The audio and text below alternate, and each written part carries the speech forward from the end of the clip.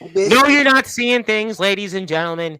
We are back live on Sportswire Radio, and this first individual I'm looking up in the center of the screen was actually on another podcast. Well, I guess I can name it. It's the Nemesis Sessions with James Taylor. He'll probably pop on here in a little while, and apparently our individual here in the center has something else to say, but I don't know if it's going to top actually what I'll have to announce a few different things in a little while. We'll have to find out and stay tuned in.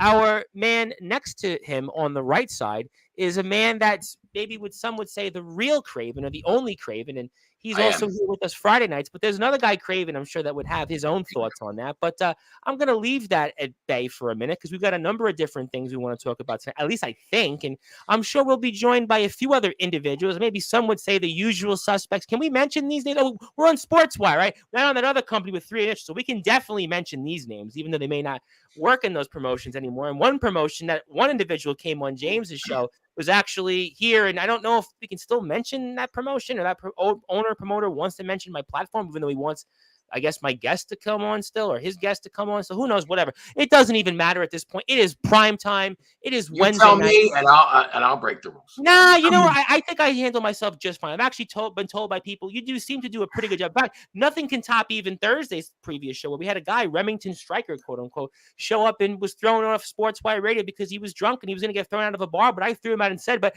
there is so much to get into. I have no idea what it is. It's almost like today's show on Sportswire Radio is almost like a Seinfeld episode. And by the irony is that Seinfeld is actually back in the news. He's apparently done a movie again, and we're going to have maybe our own Seinfeld-like show here on Sportswire Radio. But our individuals here are Sportswire Radio Hall of Famers, and we know that we have to give them that introduction that they're so used to getting, and I'm sure some of their peers, some of their friends, frenemies, enemies, everybody else in between, in the backyard, in the underground wrestling scene are watching. So we have to give them that Hall of Fame like introduction because it's been a hot skip in a minute since these two individuals have actually appeared on at least the Sportswire screen together. But after all, we are all Wrestling Matters. And I guess hell must have froze over on James Taylor's show because I heard Aaron Blaze and Anthony Steele in a same sentence in maybe a match down the line. And it seemed like both guys didn't want to tear each other apart. So who knows? But I'm going to get right to it because I've spoken too much and people want to hear these individuals. They don't want to hear me or the big bad bull patch. So let's get right to it on Sportswire Radio and let's give them that introduction that they deserve. So with that,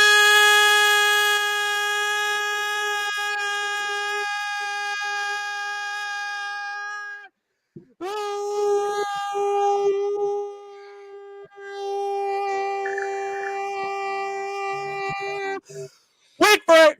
Further ado, here on the Sports Report.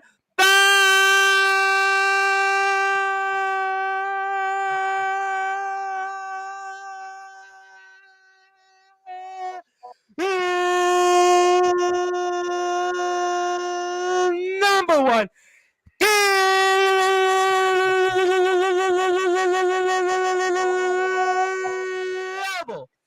Sports show. He calls himself the only Craven. We simply call him put here on this platform the Coach Chris Craven. And a man that shoots like no other in this sport, but who also backs it up in the ring. He's 6'5", and there's nobody that's got a claymore like him. Maybe even Drew, who's on the shelf right now, might want to have a few tips from him. Simply put, his name is the real deal, Anthony Steele.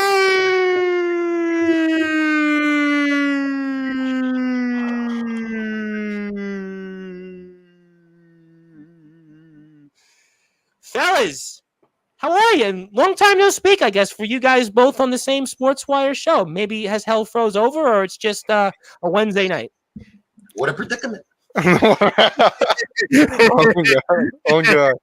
It's good. No, you sure? You feel good, Anthony? You sure? You feel good right now? I've gathered a panel. You have? a heavily armed panel. I Are should you say. trying to basically? I know everybody's still talking about the roast of Tom Brady on Netflix a couple weeks ago. Are you trying to basically do the roast of Tom Bryce? I mean, I know there's a lot of people that would like to permanently roast me off this platform. Maybe Anthony, you should take over the platform because after everybody wants to tune in and hear what you have to say, everybody knows Anthony Steele with a microphone. I mean, basically, just cut me out, cut the middleman out. Maybe that's what you're looking to have tonight: is the roast of Tom Bryce and permanently maybe put yourself. Nah, Are you sure, Anthony? Because it's I okay. I wouldn't. think people would I want wouldn't to. say the roast of Tom Bryce, but it's gonna be the roast of some people. So And you got just the right person here to do it. Well, I mean, if you do want to do, like I said, fellas, it's nothing personal. I appreciate everything you've done for this sport. I appreciate all the opportunities you've given us here to talk about your careers and all the different things you want to say. So I'm just gonna say, if you do decide that tonight is a roast of yours truly, I won't take anything personal. Unlike maybe some other people that are in this sport and in the yard, and everything's personal. We have sensitivity, almost kind of like the old. You're too damn nice, Tom. You're too damn nice. Say something mean, man. Oh, I will. Trust me. Yes. Oh, trust me. I don't think that. I think, was it Omen that said once upon a time, boy, Tom can be really mean like Vince McMahon sometimes. Well, I think I have a lot more hair. And use curse words, damn it. Well, I mean, certainly, I'm sure people would like to curse me off the air because, after all, that's a roast. But we'll get to that later on. I'll say hello to some people. Plus, I'm going to even have some announcements that I think might actually be a mic drop or two tonight. But you're going to have to stay tuned for at least one of those announcements, which I can assure you will be a real mic drop. It'll be a real live announcement. But fellas, I guess I have to ask because it almost does remind me like a Seinfeld episode right now. And Seinfeld is back in TV and film. And I have to ask, so what is on your mind, gentlemen? And why are we here on a Wednesday night? We're going to talk about an incident that transpired in the backyard community not too long ago. So what did I say on Sportswire? Like I said, we're going to talk about what it means to be safe in a wrestling ring. Well, safe in wrestling in general. You're talking to the wrong audience. These guys don't know that. Never mind. We're here to get y'all to understand that baseball bats are not to be hit across someone's fucking dome piece. Now, it's okay when my 5-year-old niece has like one of these little plastic toy bats and she's trying to hit me because she probably wants me off the air. I'm sure she's basically has already said that. She hates my guts and wants me off Sportswire, and which is okay. I mean, I'm losing the 5-year-old crowd, but some of our wrestlers. But so it's okay. Some of our wrestlers might have, the minds less than a 5-year-old, if that's possible. But, I would imagine that baseball bats are certainly something that I might only want to see, used by the likes of Aaron Judge, who plays for the New York Yankees, or Shohei Ohtani, who plays for the Los Angeles Dodgers, Gunnar Henderson for our Baltimore Orioles fans out there. But so what brings you to a baseball bat here? He needs to stop putting his wood to people's fucking heads in the goddamn wrestling ring. Well, wood can mean a lot of things. And Hogan used that once in a promo where he talked about like the barrio and the wood. I'm not going to go there because I would like to know, what does wood have to do with anything else, and especially baseball bats? Because the last I did check, baseball bats mostly are made of wood, except for when you play college baseball, and those bats are made of metal, and those might actually hurt a lot more than wood. But wood and baseball bats, what brings you to why you would like to talk, gentlemen, about wood and baseball bats? Because that's Friday nights on Sportswire at 10 o'clock. We're here to talk about a guy named Austin Tyler. Never heard of him. Austin, not Stone Cold Steve Austin. Not like no. I know James Taylor will be here in a little while. Right? I know Stone Cold will be here right now. For people, he like that. I know deep down, Coach Chris Craven, that's on his mind. But for people that don't know, we have a good old buddy, old pal named Skulls that shows up on Sportswire Radio here and He's there. a wrestling promoter, I heard of. I hear that he is a wrestling promoter now, and he knows how to put events together. Apparently, this backyard brawl there, boy, he's some promoter. That's what we're talking about. Oh, heard of it. I heard of it. Oh, maybe y'all know him as. Every time he talks, he sounds like he's got wood in his mouth. Well, I'm not going to speak for that because I'm going to let Mr. Skulls talk about that because, after all, he is Skulls. We're going to talk about, as y'all know him, Tyler Ark. Ah, yes, the guy that was in WCE, and even the guys in Wrestling Championship Entertainment couldn't train him properly for whatever that might be worth. Yes, I've heard the name before. So Unfortunately, seen his matches. Yes, I've seen him in the ring. Yes, unfortunately, and I saw him grace this platform last week, and well, that was certainly one that I'm sure people would like to view again. As a matter of fact, they actually viewed it over 1,500 times on Facebook. But yeah, that's the guy. I heard of him. so what's this I hear you want to hit somebody over the head with a baseball bat and send them to a hospital with no wrestling training, right? With no proper training on how to use a weapon correctly, with no training at all in general. And then you have the gall to call yourself a wrestler. They're the pros, but they said that they're the pros, that they know what they're doing. When the Big Bad Bald Patch was here, he said that we know what we're doing. He talked about kids. And that's, rather interesting comments. And again, I have never been a wrestler, so it's hard for me to really say. But from at least all that just didn't go together. Wooden sticks, pros, kids. I know you have kids, Coach, but I'm only paraphrasing what the individual had said when he was here, that they were trained and they knew what they were doing. Well, I would certainly say that Craven Rage, compared to some of those individuals, is basically the equivalent of Will Ospreay. And actually, Copper Dragon, he doesn't think too bad of Craven Rage's matches, as a matter of fact. So there are somebody that in the industry that at least says he's respectable and he's, competent. And he has had many competent matches. I will give him that. But the individuals who I think you're talking about, I don't know if they would even be competent to maybe serve me at, let's say, IHOP or maybe McDonald's or Wendy's. But, different conversation for a different time, whatever floats your boat. Definitely a short bus, like, need a helmet kind of people. Was that the episode on Monday Night Raw where Sergeant Slaughter came out to the ring and D-Generation X had those helmets out with the visors that were kind of famous during COVID? Is that what you're trying to tell me? That, when those I'm trying to say that Eugene wrestles better than these fuckers. Oh, God. Actually, if we're going to shoot, Eugene's a trainer, actually. He has trained a lot of talent. So, I mean... Talking about the gimmick.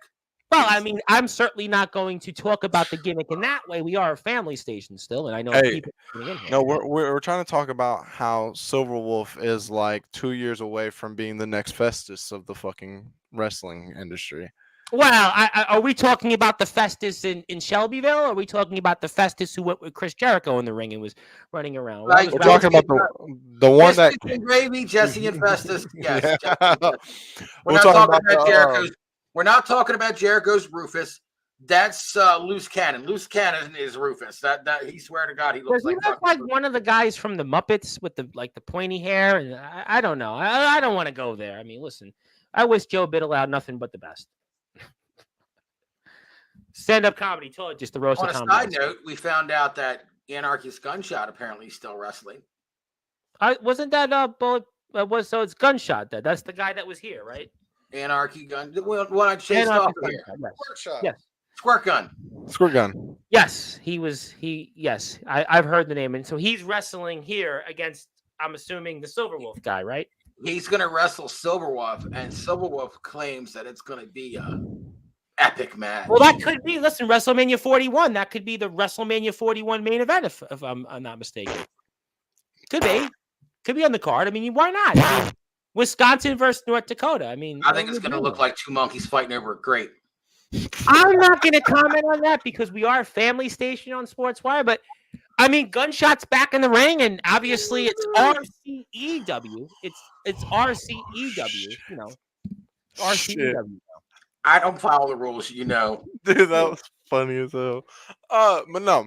That's why you have me here, Tom. I say the shit that, like, I can get canceled. Well, Friday show, obviously Friday we were having so much fun. It was like the most viewed show, I think, on my platform in like months, actually, between YouTube and Twitter. We had 10 minutes to talk about wrestling and 45 minutes talking about who's eating more. And people seem to like that. People seem to like on Sportswire, not when I have some of the most distinguished wrestlers in this sport, like Dean Allmark and R.P. Davis and Bentley and, a who's who of people. Yeah, two men on there constantly competing on who had the least amount of gag reflex that's what people seem to want. They want to seem to hear what Xavier Thorne has to say while doing a number 2, or Remington Stryker getting thrown out of a bar, or the couple of the guys you mentioned, or that time when Anthony shot on that guy who's the Zack Attack. Like Silverwolf won't even come on here today. He's like, I gotta let things cool down. I'm afraid I'm not welcome. He straight up said he ain't coming on today. I was like, send his ass a link. Hey, I found side note, I found a picture of James Taylor on Google recently. He's always on every day though on sports. No, look. Well, when was that? Like in the Looney Tunes era, he was probably watching cartoons back then, right? Professor Radigan. For those out there on Sportswire Land or London, what's the point, Anthony? Here, what are you telling us here tonight? People are waiting. The point of the matter is, I have a lot of comments that I want to get to here as well. If y'all are gonna come out here and claim to be wrestlers, y'all gotta know what it takes to be a wrestler, because a wrestler is a lot more than just having a character, having a gimmick, having a shtick that you want to proclaim that you portray on a show that you created that took 3 minutes to make on YouTube, and then you just post a bunch of videos on. There's a lot more than that. And for someone to call themselves a wrestler who's never been trained a day in their life. I thought they were trained though. They said they were the professionals. You sure? They ain't trained. But have you spoke to their trainer? I would love to, because then I'm gonna tell them that they did a shit fucking job. Maybe they were trained at like a kennel club. Do they still do? Remember when Raw used to be preempted for like the Westminster Dog Kennel Show? Do you think it's possible that that's an insult to dogs? Dogs perform better than these guys. Hey, I've actually rescued in my community 2 pets before, so I am actually kind of considered like one of those guys. Well, hold on, wait. Now you might be. Is that what we need to do when we go to Summer Bash? When we're doing like rehearsals and practice, do we need to bring like the sausages and the little treats? Here, boy, do a flip. Here's a treat. Here you go. Like, do we need to do that kind of thing? Hey, do a bump. Here, do a bump. Here you go. He's a good boy. Well, apparently I found out last week on Sportswire that Scooby snacks are served in Walmart still, so maybe that'll work for them. Look, as long as they make it to the paper, I don't care.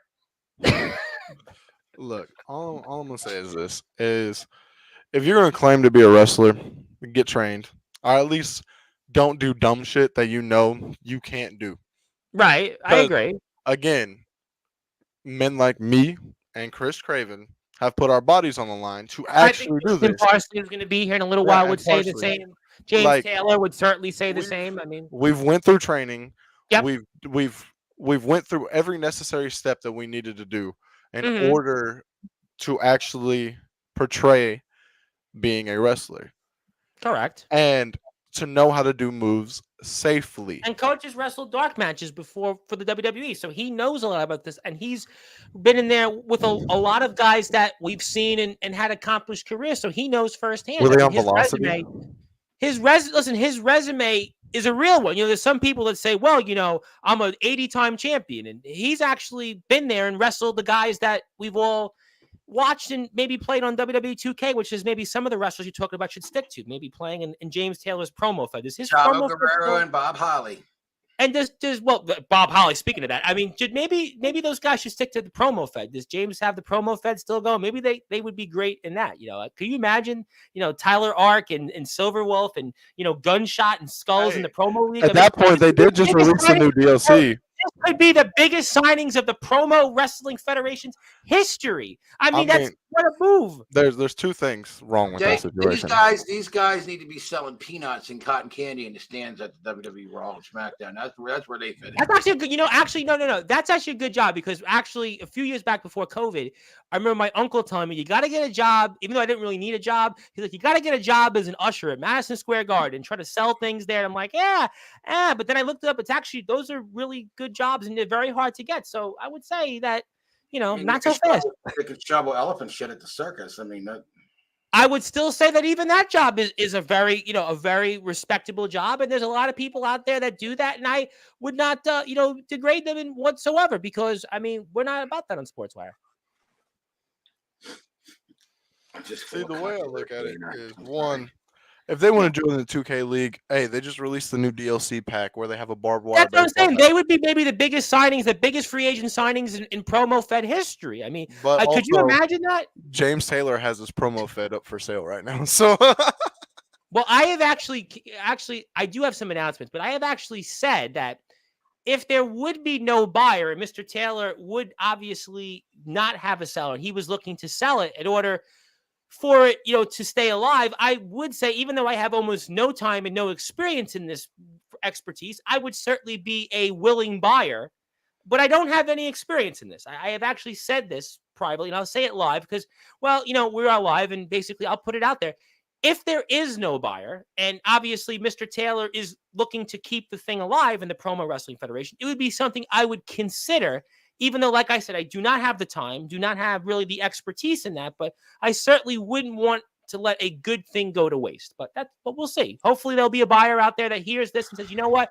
Let's go and buy it. Let's go keep our dreams alive. And again, think about it. The Wolfpack Hour on the Promo Wrestling Federation shows. I mean, that would be great. Can you imagine putting the Wolfpack Hour on the Promo Wrestling Federation YouTube page with all those followers out there? Think about that. I mean, Skulls, Silver Wolf, and Zack Attack, and Adonis Felios, and Tyler Ark. I mean, basically, they could almost have their own version of the WWE Network on the Promo Wrestling Federation page. I mean, guys, go out there and do it. I mean, you paid Loose Cannon $1,000. I'm sure you can scrounge the money together. Buy it so I don't buy it. I'm just saying.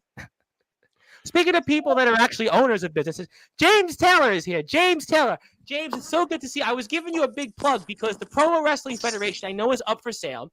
And I was saying that I know if you don't have a buyer, and to keep the Promo Wrestling Federation alive, I would consider buying the company, but I would premise this in saying that I have no experience in this, and I don't really know if I have the time in it, but I would certainly be open to, buying the company because obviously there are so many people out there that, would want to be able to see that page thrive and run. And you've meant so much to it. You've meant so much to this sport. And I hate to see people go extinct. No, it's not worth $5. I can tell you that. He's got 13. I'll give you a hot dog and a handshake. And that's not true. He's got almost 1,300 subscribers, and there's a lot of people that believe in that. And I as somebody that's about all wrestling matters, would love to do that. And I would certainly, if I do buy the company, now, again, I think there'll be a buyer, but if there's not, and there's something that, maybe it's something to keep it alive, as my first acts of owner, I would certainly say that although we have this big card coming up from the guys in RCEW, I would be more than happy to sign you guys as free agents and allow you to work for the Promo Wrestling Federation so you don't have to go out there in the ring. No, I got this. So you don't have to go out there in the ring on June 22nd. You can focus on the Promo Wrestling Federation. And you guys, I mean, we can build the PWF just like the WWE Network around Silver Wolf and the Wolfpack Hour and the C2K talk show. You want to see it. Maybe Stop. We can do that. I mean, stop. This is what dreams are made of. I was on a podcast earlier this afternoon. And the individual who I put in my Hall of Fame was talking about, Sportzwire Radio. And why do you do it? I said, I do it because I like to give back to the community. I believe in wrestling. I believe in this sport. I believe in our internet radio station. I believe in giving people a chance. I'm fortunate that I have the resources. I don't quite know if I have as much bucks as Tony Khan, but I'm certainly doing pretty good these days. The point is that obviously to give these guys the stardom, they're obviously the pros. They can use their pro expertise in the Promo Wrestling Federation, and they could really build their careers where maybe they could be some of the biggest stars in this sport. James Taylor, how are you? I mean, sounds a great pitch, right? Silver Wolf, Adonis Felios, Tyler Ark, Skulls, Zack Attack is the main centerpieces of the Promo Wrestling Federation. I mean, what do you think? That sounds like a hell of an idea, but as far as it actually happening, it probably isn't going to. And it's not because of it ain't up to me. It really becomes down to the superstar. When I run PWF, I run it to where the only way you really get over is just like in any business, you got to sell yourself. You can't just go on there and I'm just the big bad Silver Wolf. I'm going to blow your house down. It doesn't work like that. You got to know how to talk your shit. You got to know how to tell a story. That's what the Promo Wrestling Federation is all about, is telling stories. That's why we do promo classes inside the Discord channel. And yes, It is for sale, but I actually thank you for your consideration. I have a buyer that is already lined up, and we are in negotiations with the pricing. I think we've actually come to a term on the pricing. He is going to be purchasing it. It's going to be a monthly payment type thing that he wants to do. And as soon as it's fun, he will be absolute 100% control of it, because he has the same desire to keep the company alive in my vision, but evolve it into his own because he has so many ideas, and I know that he would do the exact same thing I did, if not better, because he's a content creator. He's very good at what he does. He's actually a competitor that's already signed to Promo Wrestling Federation. And so I would rather go that route, and I also want to put it out there, if you have a buyer, that I would be more than happy to have the buyer come on the platform and talk about that. And I would rather see that route than, me buying it. Now, I could obviously buy it in one lump sum, certainly, for sure. But I think if there's somebody that really believes in the cause, I would rather it go that route. And and make sure you have a roster for people that can actually cut promos. What? He said that you actually have a roster that can cut promos, unlike the guys. Make sure you have a roster that can cut promos. Exactly.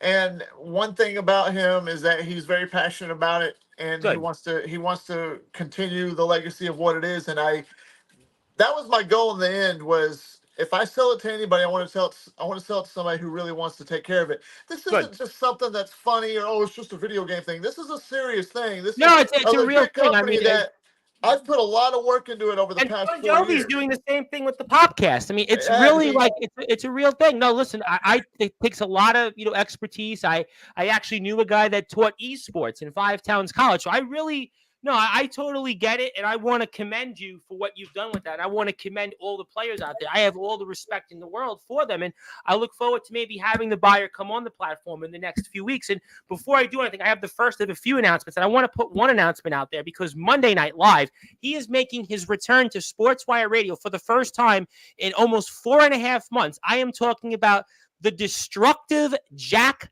Delta. And not only is the destructive Jack Delta going to be here at 10:15 p.m. Eastern time on all Sportswire Radio platforms, he is going to finally take his place into the Sportswire Radio Hall of Fame. This is long overdue. I know, Jack, the last time he was here, we had a day for him and we got a chance to celebrate him. But I think now it's time, even though Mr. Delta's been in some Hall of Fames previously, but I think it's time now to celebrate Mr. Delta and permanently cement his legacy on Sportswire Radio. Obviously, he's a huge part of things coming up in Versus the World Wrestling. He was just wrestling on their last show. He was also a part of ROEW, which, by the way, I don't know if I've ever seen this before. The wrestlers have gone on strike. And yes, we certainly want the cat listenership to go up. But the point is that Jack Delta is part of a crew of wrestlers that have gone on strike in ROEW. He might talk about that. And I know once upon a time, Jesse the Body Ventura wanted wrestlers to unionize, and it didn't happen, but apparently maybe they've unionized in ROEW between himself and JX and C Money and certainly Jacob Collins, who was, quote unquote, the ROEW world champion. But Jack Delta is going to talk about all of that here, 10:15 p.m. Eastern time, Monday night, as he joins the likes of James Taylor and Chris Craven, Anthony Steele, and Justin Parsley will be here in a little while into the Sportswire Radio Hall of Fame. And tomorrow night at 10 o'clock Eastern time, D'Angelo LaFlame will be here live, who will also go into the Hall of Fame. He'll talk about a bunch of places he'll be in. Maybe I'll ask D'Angelo LaFlame tomorrow, when is he going to wrestle Jack Delta? Because he's now ballyhooed as the next Jack Delta, the new Jack Delta. So I'm going to ask the new Jack Delta about wrestling the old Jack Delta. Then I'm going to have the old Jack Delta, or maybe the still Jack Delta, on Monday night and talk about all of those things and whatever else he wants to say, because Jack Delta hasn't been here in 4.5 months. And I want to say, Jack Delta, it's going to be good to finally have you back home, because Jack Delta doesn't come on to Sportswire regularly. But now he gets his chance to come back home. And it's going to be good to have Mr. Delta back home where he belongs and allow him to take place in the Sportswire Radio Hall of Fame alongside all of you gentlemen. I want to put this out there. This will be the Hall of Fame that'll truly be about all wrestling matters and where all Hall of Fames, but only this one matters. So you like how I said that there. But looking forward to Mr. Delta. Plus, I've got something else to say later on, which I can assure you will be, it'll be interesting, and I don't think anybody will see it coming. But, anything else you want to say on that, gentlemen? That's really good. Let me get to some comments then. Let me get to some comments. As far as that ROEW, I mean, that's crazy. Jack Delta being a part of it. What do you think about them walking out?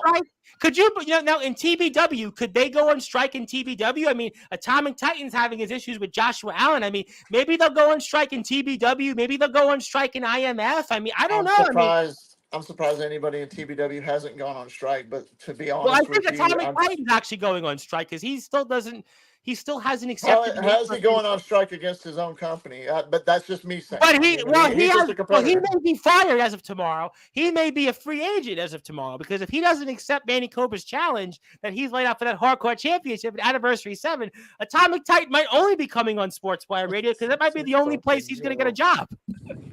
On to other things, ROEW, I think, is what would makes more sense to me. Seeing these guys walk out against somebody like Jason Storm. Yeah, Jason Storm and CJ Black, trying to rule the company. And then you are they abusing workers, you think? Are they abusing workers? I guess so. I mean, if I was part of that company, I'd be pissed off if they were abusing me. Jacob Collins earned that world heavyweight title. He won it fair and square, and then that big, bad, fat, bald Mr. Clinton came in there and took it from him. I thought JXC money. I thought that Jack Delta interfered in that. Was that fair, you think, or no? Yeah, it was absolutely fair. They had the son bitch coming. Honestly, straight up, CJ Black had every single bit of that coming. And if it was me, I would have joined in and beat the shit out of him too. Copper Dragon seems to like CJ, but Copper Dragon seems to like him though. No. Not to take away the talent of CJ Black, but him being the little cheap bastard that he is, he deserves every bit of the ass whipping that he got. Well, Anthony Steele, I mean, I have a lot of comments, so I'm going to get to in a second. But what are you doing? How you feeling? I mean, apparently they're going on strike in ROEW. Jack Delta is going to be in the Hall of Fame Monday night, and I still have a few more things I want to announce. Tell him to go out and recruit and get a new roster.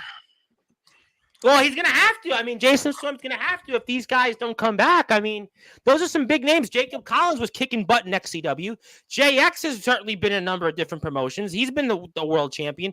I mean, Jack Delta's basically, we've talked about him. I mean, so C-Money, I mean, he ain't too bad either. He was on the IMF show a few months ago and didn't do too bad against his brother. I mean, he's been rated very high by Mr. Dragon himself. So these are major players. And if they've went on strike, I mean, I don't know how Mr. Storm's going to replace them. I mean, Craven, maybe, you know what? I got it. I figured out what ROEW is doing, guys. I got it. So apparently what ROEW is doing, if these guys don't come back to work, is I think they're going to, because obviously, remember, Silverwolf talked about training. He talked about he's getting the training help. And I think what's going to happen here is that ROEW, Jason Storm and CJ Black, patch, they've been training Adonis Pelios. They've been training Tyler Ark. They've been training Zach Attack. They've been training whoever else is out still left in that company. Is it Bulletproof Brandon Wolf still alive? I mean, everybody that's in RCEW is being trained at the ROEW Arena by Jason Storm and CJ Black. And they're going to be the guys that replace JX, C-Money, Jack Delta, and Jacob Collins. It's almost kind of like, you guys, do you remember when there was a new Razor Ramon and a new Diesel? I mean, it's almost like those guys were awesome too. Kane. I mean, CJ Black and Jason Storm are geniuses. I'm telling you, they're gonna let those guys walk out and they're gonna replace them with Silverwolf. Hey, there's one big difference. There's one big difference. They're gonna replace them with Tyler Ark. They're going to replace them with the Zach. They're going to go from amateur night to amateur night plus. Like, what the hell? As long as they don't let them use weapons, I think they might be all right.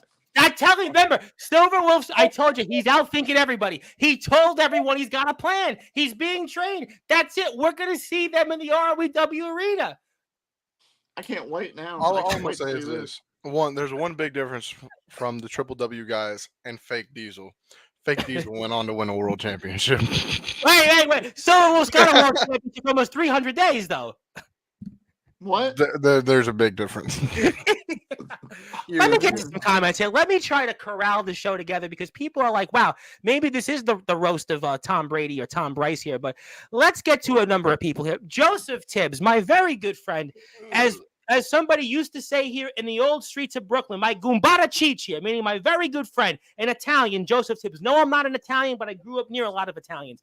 Joseph Tibbs, how you doing there, Joseph? Good to see you, my friend. Of course, doing a great job with Resurrection Wrestling, Anthony Steele, and you know a thing or two about that. Drake Golddragon is Resurrection Wrestling national champion of the world. The longest reigning national champion of all time is here. And speaking of people who's going to be here tomorrow, D'Angelo LaFlame here. And boy, we're going to be burning like the midnight oil here for sure tomorrow at 10 o'clock Eastern time when he takes his place in the Hall of Fame. And Obviously, Mr. Titan is here. Littlefoot. Mr. Taylor. Littlefoot's here. Oh, that's so cute. He's a hardcore king. Oh, that's no, Tom. I hate to break the news to you. That's where the Triple W Superstars is going. Down there. TBW. That's where they're Wait a going. minute. Do you mean to tell me that the new trainees at TBW Because the hardcore king is going to train them how to really use a weapon. The right way. You really mean to tell me that the new trainees in TBW, the new big guns, are going to be almost Silver Wolf and Adonis and Tyler Ark and Loose Cannon and Gunshot? Those are big names, Tom. Those are big names. Am I missing anybody? Am I missing anyone? Loose Cannon. Yeah, big names. Big names. I mean, that I'll tell you what, he's making more money than Jimmy Controversy does for indie bookings. Shit, I know. I wish I was paying $1,000 to show. Was I supposed to say that? Oops. Ooh, I don't know if I was supposed to say that, but I just did. Oops. If you're ever afraid to moan in your girl's ear, just remember, I do them every episode, but I'm going to say hello to you, my friend. Nice to see you. I'm going to say, what up, Brand? What up, DG? Brand? We love Brand, but we're going to move along from that comment. But good to see you, my friend. Always good to see you.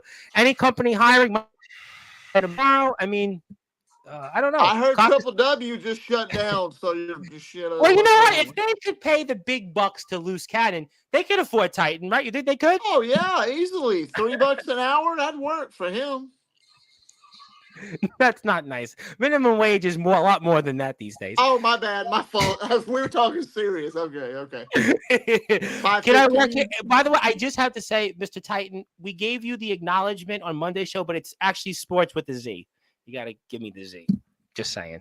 I was looking for the guy with the glasses on and the turtleneck. Littlefoot. Well, do you like the turtleneck or no? I would love to see Atomic Titan go with the real Craven right there, one-on-one. I'd love to see what. I'd like to see that crowd seems to want that chair shot. Well, Mac 10. I mean, I think Anthony saw what Mac 10 was saying about Atomic Titan. TBW talent won't come to Summer Bash, as far as I've heard. Well, you know what? I am going to say that if my client is coming to Sportswire by tomorrow, I'm going to say no comment. I'll let him speak for that. Manny Cobra, the Puerto Rican Nightmare, says Atomic Titan, you can shine shoes on the streets. Which, by the way, there is actually a guy. There is actually a guy that does that by Bryant Park in Manhattan. So maybe Atomic Titan can be an apprentice to him because it actually is a guy that does shoe shining over there. So maybe Atomic can sign those shoes with his autograph while shining the shoes at the same time. That's pretty possible, right? Then you'll have to hand over the Hardcore Championship. Nice title in the back. So Atomic did like your title, though, Coach. He did like it. It's Sling Blade. And also, Joseph Tibbs would say, I know a good wrestling school, Resurrection Pro Wrestling. Come chase your dreams in a real ring. Amen to all that. Mac 10 is doing a great job with all of that stuff. And I will send you the link in about 10 minutes. So give me about 10 minutes. I got to obviously finish my comments here, and I'll give you the link, Mr. Tibbs. Mr. Delta is here, and as he mentioned, he'll be seeing him for a few reasons. So, well, I hope. What did I say? Did I say something bad, gentlemen? But actually, I think he's saying it's good to see me. $20, a large order of chili cheese fries, and a John Cena Elite figure. I think he was talking about something with Silver Wolf, but who knows? Delta, good match at the Prelude. Yes, agree on that. Definitely check out VTW. I was speaking with some of the guys earlier today and really excited about the program, and we'll see some of those guys on Sportswire actually in the next few weeks. I appreciate you, Titan. I'm glad I got to do it, but was rushed because of the time constraints and was hurt as well, so I'd like to do that match again, and we'll talk about that match. You guys will see everybody Monday. Yes, VTW, I think right now is just a phenomenal product. Please go out there and support them. A lot of the guys are going to come on this platform very soon, and I want to make sure that we support them. Yeah, I'm going on strike. And is the PWF hiring? Because apparently Titan is looking for a job now. Would you want to take him in? Hey, here's the funny thing, James. Should I tell Titan? Tell him. Hey, Titan, you're looking at the PWF Hardcore Champion right the fuck here. You're hardcore. Well, funny thing is, Titan used to work for the PWF, but then he no-showed a couple of shows, so he's actually fired. Not a part of the company anymore. You're fired. Won't be getting a comeback. Will that be no comeback then? It's not that. It's a possibility. I tried reaching out whenever we were in cahoots and whatever, and I ain't never heard nothing back. So I guess I'll just do the same thing. So basically, you won't be bringing him back then, basically. I mean, if he wants to talk, he knows how to get a hold of me, but I'm not going to him. He can get a hold of me. Oh, fair enough. So I'll certainly get to some more comments while we my door is always open. My door is always open. But not here's my thing. The real deal. Can we get Austin Tyler or Tyler Ark and Silverwolf in here? Oh, for Christ's sake! That would be a public humiliation. I don't know if we want. I want to have a conversation with. Well, let me get to some comments first. It'll be a public humiliation for those individuals. They just had their Wolfpack hour. Shane Davidson is here. I love seeing Shane Davidson on Sportswire, by the way. I love Shane Davidson, by the way. Now, that's the idea. Tell me this, Tom. How would you like to see a Battle of the Titans, that being Shane Davidson going one-on-one with Anthony Steele, two big bastards just going at it? Well, I'm glad you brought that up because I am actually one of the part owners of Mr. Atomic Titans' former promotion, the PWF, the other PWF, the Pride Wrestling Federation. And if I am one of the people that certainly has a say, now I am not like Vince McMahon or Tony Khan, that's really a hands-on owner. But if I had a say, I'd be making that my main event and some with Armageddon Shane Davidson or the Southern Bulldozer, maybe both, and the real deal Anthony Steele, because that would be actually who would be the biggest and the baddest of them all, really. Who would be the biggest and the baddest? You should book us in a match too. I would absolutely listen. Shane Davidson's one of my favorites. He's one of my boys, obviously. We see him fire heads. I love Shane Davidson. So, but Joshua Allen, one of my other boys, says, all right, Titan, fine. You won't accept the challenge. Enjoy receiving your termination papers. And Mr. Delta thinks that the RCEW guy is going to ROEW won't pull in many views is basically what he's saying. So, and they're going to break Copper Dragon's star rating scale. Do you think they could? Now, is it possible if Mr. Dragon would actually give a Silver Wolf first gunshot match a -7, do you think that's possible to get a -7? Dun-dun-dun. -7 Yeah, a -7. Yeah, a -7. Yeah. Atomic Titan is opining, saying, Jason Storm, he can hire me. I can be that AI version. Yeah, so I don't know if you heard, James, but there's talk of maybe an AI version of Atomic Titan similar to when Kiss returns. There's some talk about maybe an AI version of Atomic Titan and TBW for the next 50 years, and maybe they can use that in an RCEW. They can afford it because they paid Loose Cannon the big bucks, and maybe, that'll be. And, speaking of some more comments I'd like to get to here, and he'll come for that title, and he would like to come back to the PWF. And want to say one of my favorites, Cameron Cage. Good old Cameron Cage, who I feel like he's Silverwolf's commenting. What's up, and Cam? this individual says, I'm a big fan of you guys, and I love your videos. I love your channel, and I support you guys. So thank you for tuning in, and I hope you come and stay with us and hit that sub button for us, and also support James. Because James got 128,000 followers. 128,000. I have like 4 now. Yeah. Oh, only 4. So would it be, to quote, maybe it's Silver Wolf, Tyler Ark, I just crossed 76.3 thousand followers on TikTok. Do you stop counting after a certain time? Yes, I do count. I stop counting sometimes. I lose count. Can I bring up an individual who would like to say hello to you guys? Oh, please.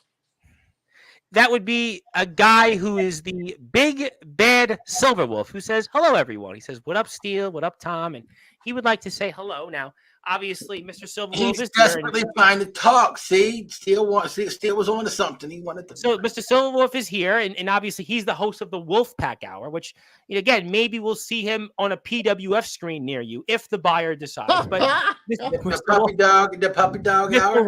Mr. Wolf is here, and what would you like to say to him?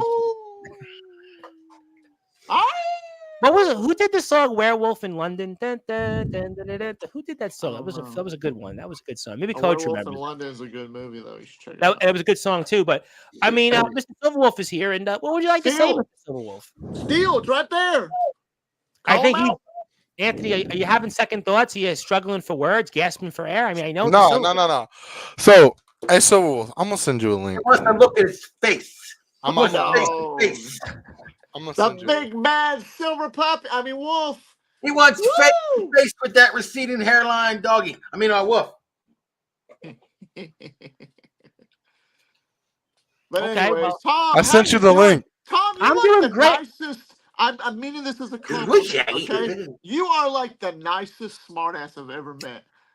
I like it. I like it. Keep it up. Keep it up. I have been saying, Mr. Taylor, as I continue to say the past few months, that since I'm basically angering most of the backyard, underground, British, independent, and pro wrestling scene, that I'm going to eventually get the hook and try for a career in stand-up comedy, because at least there, if I get the hook, it'll be a lot safer than when somebody wants to put me through thumbtacks or through glass or TVs, like professionals like Mr. Silverwolf and Mr. Ark and Mr. Skulls and, Mr. Gunshot, Mr. Zack Attack, Mr. Felios, the big names.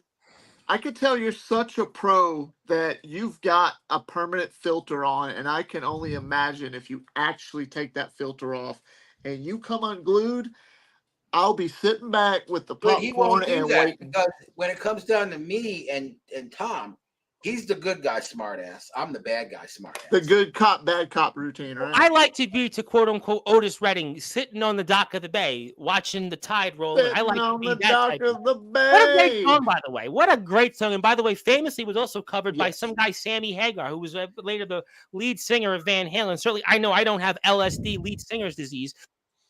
Wolf is obviously the front man of the RCEW, Racine County Entertainment Wrestling, and I believe we have here an individual. Now, are you sure you want this individual? Yes. Bring him if anybody hasn't tried these, go to Walmart and try Mr. Beast's Feastables, the milk crunch. This shit is look good. They look good, James, but unfortunately, as I stated, we don't have Walmart in New York City, so unfortunately, I'm out of luck. Crap. Yeah, you know what? I'll just mail you some, Tom. No. Listen, give it to the less fortunate. There's certainly you don't like chocolate? You're saying you don't like chocolate? I actually don't eat chocolate as much as you think, but there is an individual, speaking of chocolate, speaking of those that might eat a lot of chocolate, there is an individual that's here that would like to say a few things, and it's actually not Justin Parsley, but are you sure that you'd like me to bring this individual on? Are you sure? I gotta make one comment before you bring him on. I sent him the link, yes. One comment before you bring him on. I like the Ecto 1. I like the Ecto 1 behind Chris. Yeah, I'm with the coach there. Yeah, but so are you sure you still want me to bring this on? And also, Atomic says that from the new Taco Bell box. What? I don't know, but has anybody got the nacho fries? Also, I would love and like and appreciate Atomic Titan, and I love, like, and appreciate Cameron Cage, and I support them no matter what, if they're a heel or a babyface. What does that mean again? Can somebody describe to me what a heel is and a baby? Because I know I have a baby face right here, and I have a heel in the back of my feet. A good heel is a bad guy, and a baby face is a good guy. I know nothing. I know nothing about wrestling. I mean, I know zero about it. Literally, I know nothing about wrestling. I mean, I just bullshit. Speaking of good friends of ours, I want to say hello to one of my good buddies, Mr. CJ the Alpha Junt from the great state of North Dakota, who gave me such a nice post on the Facebook Sports Authority group. He's now one of the members of a group that I moderate, by the way, where we promote a lot of Sportswire radio shows where we only have 4,300 members almost, and yours truly is actually helps run the page. And CJ gave me some nice words. We're going to have some coverage coming up of Legendary Backyard Wrestling toward the end of the month, and I'm looking forward to that. And CJ has been a long-time supporter. We do a lot of great work with their product. They have over 1,500 subscribers on YouTube. So thank you, CJ, for tuning in. And my condolences to you for your Dallas Cowboys this upcoming season. But, that was a joke. Oh, you're a Cowgirls fan. Well, I'm in New York, so I can't talk because we really don't have a football team in New York City. There's a Mr. Beast Taco Bell box coming soon. But speaking of people coming soon to a screen near you, he is back. He is the man that obviously is on the minds of everybody. He is now working for RCEW. It was once upon a time called Triple W, but they definitely took a major, big fat L in the court of public opinion. And obviously the guys in WC, I'm sure, would tell you that firsthand. But he's here to maybe address the nation, and his name is the Big Bad Silverwolf on the eve of his match coming up, his WrestleMania 41 main event coming up with the Zack Attack here. Hopefully the Zack Attack will be a lot better in the ring than his appearance on Sportswire Radio. But Move. Your Mr. Silverwolf is here. My friend, you have been invited, actually not by me, because I was actually trying to protect you from a public humiliation, because the last time you were here on this platform, it was certainly, I would say, some of the words you probably would like to have maybe had a redo over, or maybe our buddy Jake Matthews would like to say a redux over. But what brings you here on a Wednesday night in prime time, and what's on your mind here? Anthony Steele brought me on. What's up, Anthony Steele? And by the way, before I do anything, I have to say hello to somebody before. If I do not do anything else, I'll get killed. This is the head coach of the United States women's amputee soccer team, Miss Paige Palazzolo. And better be nice out there to Coach Palazzolo, because Coach Palazzolo is going to be joining us in the month of June to go in our Hall of Fame. And she was probably the most well-known guest I've ever had on the platform. Yes, I know James Taylor's got 18,000 followers now. Yes, I know Anthony Steele's the real deal, but Coach Palazzolo, for whatever reason, wanted to come on Sportswire a few months ago. And obviously, we're honored to have the coach on. So let's be nice to the coach. Let's certainly be very choiceful and mindful of our words in front of the coach, because she only coaches the United States of America, and she's here, which I don't know why she's here. Shouldn't you be recruiting like women's soccer players? Shouldn't you be coaching and killing other countries right now on the soccer field? And but good to see you, Coach. Yeah, she's interested. Well, I'm glad she is. She's a big fan of yours, James. That's why she's a big fan of yours. Cap. But Mr. Silverwolf, I would say it's good to see you. And what's on your mind? Obviously. Not much. Not much. I'm on a hiatus right now until June.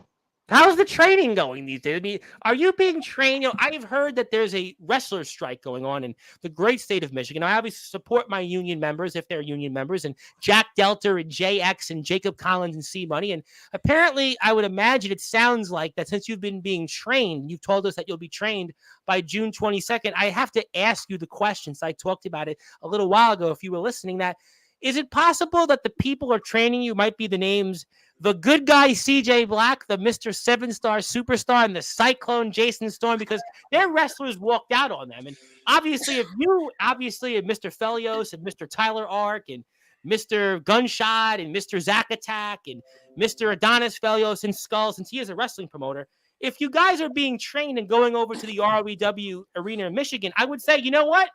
You certainly fooled us all, and I can't wait to see you guys in the ROEW arena on June 22nd. So tell me that you're being trained officially now by CJ Black and Jason Storm, and that's the plan all along. No, but I have been training. I've been going to the gym. I've been walking. Going to the gym is great. I love Craven's face. I love Craven's face. Going to the gym is great. I go out and work out, and Coach Palazzolo recruits every day, and she would kick almost most of the guys' butts here. And plus, I have plans on the 18th, the 19th, and the 20th. I'll be doing some warm-up matches over at a friend's house. Now, who is training you? Who is training you? Tell me who is training you right now. I love the warm-ups, and I know PWF is getting ready for the season next month, but I'm wondering for the audience, who is training you? Obviously, CJ Black and 24 is training him right now. But I would wonder, because I know that Sean Jovi, Nicholas Crenson, and Craven Rage are no longer training. And I caught your words a few days ago on your show, but may I ask again, I know the gym is great. Pump up the iron. You want to get those muscles up, but it's not the same as wrestling training. So can I say something? 1 second. Would you like to tell us, though, who is training you in the ring? Give me the wrestling trainer, the wrestling school that you've been going to avoid what happened at Backyard Bow. I'd love to know for the audience. I haven't been to a wrestling school yet, but I've been doing other stuff. Give me the trainer. Give me the trainer, because the gym's great, but the warm-up matches aren't the same between now the 18th and 19th. See, I'm not a wrestler, so I know for a fact if I had to train, I would have to go to a school. I have to take some bumps, some moves. I'd have to be safe in the ring. And I'm just wondering again. I know the podcasts are great. I love what you guys are doing. I love the name change, Zack Attack and Gunshot. These are the guys that are future main eventers. But you gotta tell me for the audience out there, because now I have the microphone. It's not Anthony's show. It's Sportswire. So I would like to know who is training you between today and June 22nd. No one yet, but we're getting trained. You're not trained. Listen, I don't want to waste no. I don't want to waste your time. Because if you're going to tell everybody that you're being trained and you're going to be different, you're being intellectually dishonest again. We're having the same conversation we had last week. You're not bad. Now I'm in control. Anthony invited you on here, but now you're wasting the people's time right now.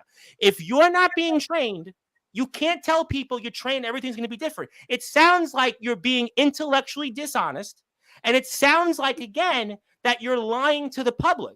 and you're in the public. You're obviously serving the public. You have a YouTube page. You have listeners. You have followers. And to not be trained and to go out and have this new match with new guys, it's going to be the same story. And we're going to be here again on June 23rd, and I'm going to give you the same exact conversation, the same thing. So really, if you're not being trained, you're being intellectually dishonest. And this is not Anthony talking and these guys talking. I'm talking here now. I'm not the guy that's a wrestler, but I know one thing. If I have to go out there and I'm going to do something, I got to put all the time in it. I'm going to give you an example.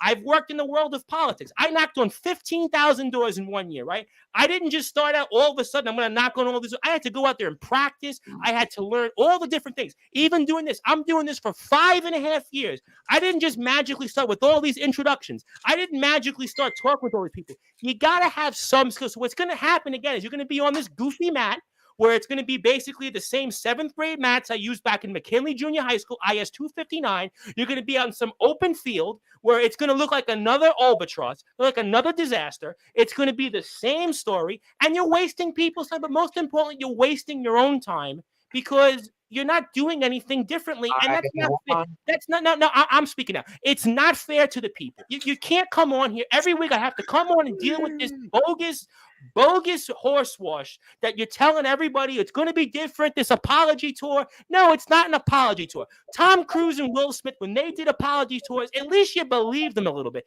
There's no believability here. Come on, seriously. You're wasting people's time. I don't even know, why are you here right now? No, seriously. I know Anthony invited you, but why are you here right now? You're not trained. You're not doing anything differently. You're wasting people's time. I'm talking to Ray Oose's uncle, who is a... Ray Oose, come on, get out of here. Ray Oose, the guy can't even speak, can't even freaking cut a promo. Come on, buddy. Ray Oose.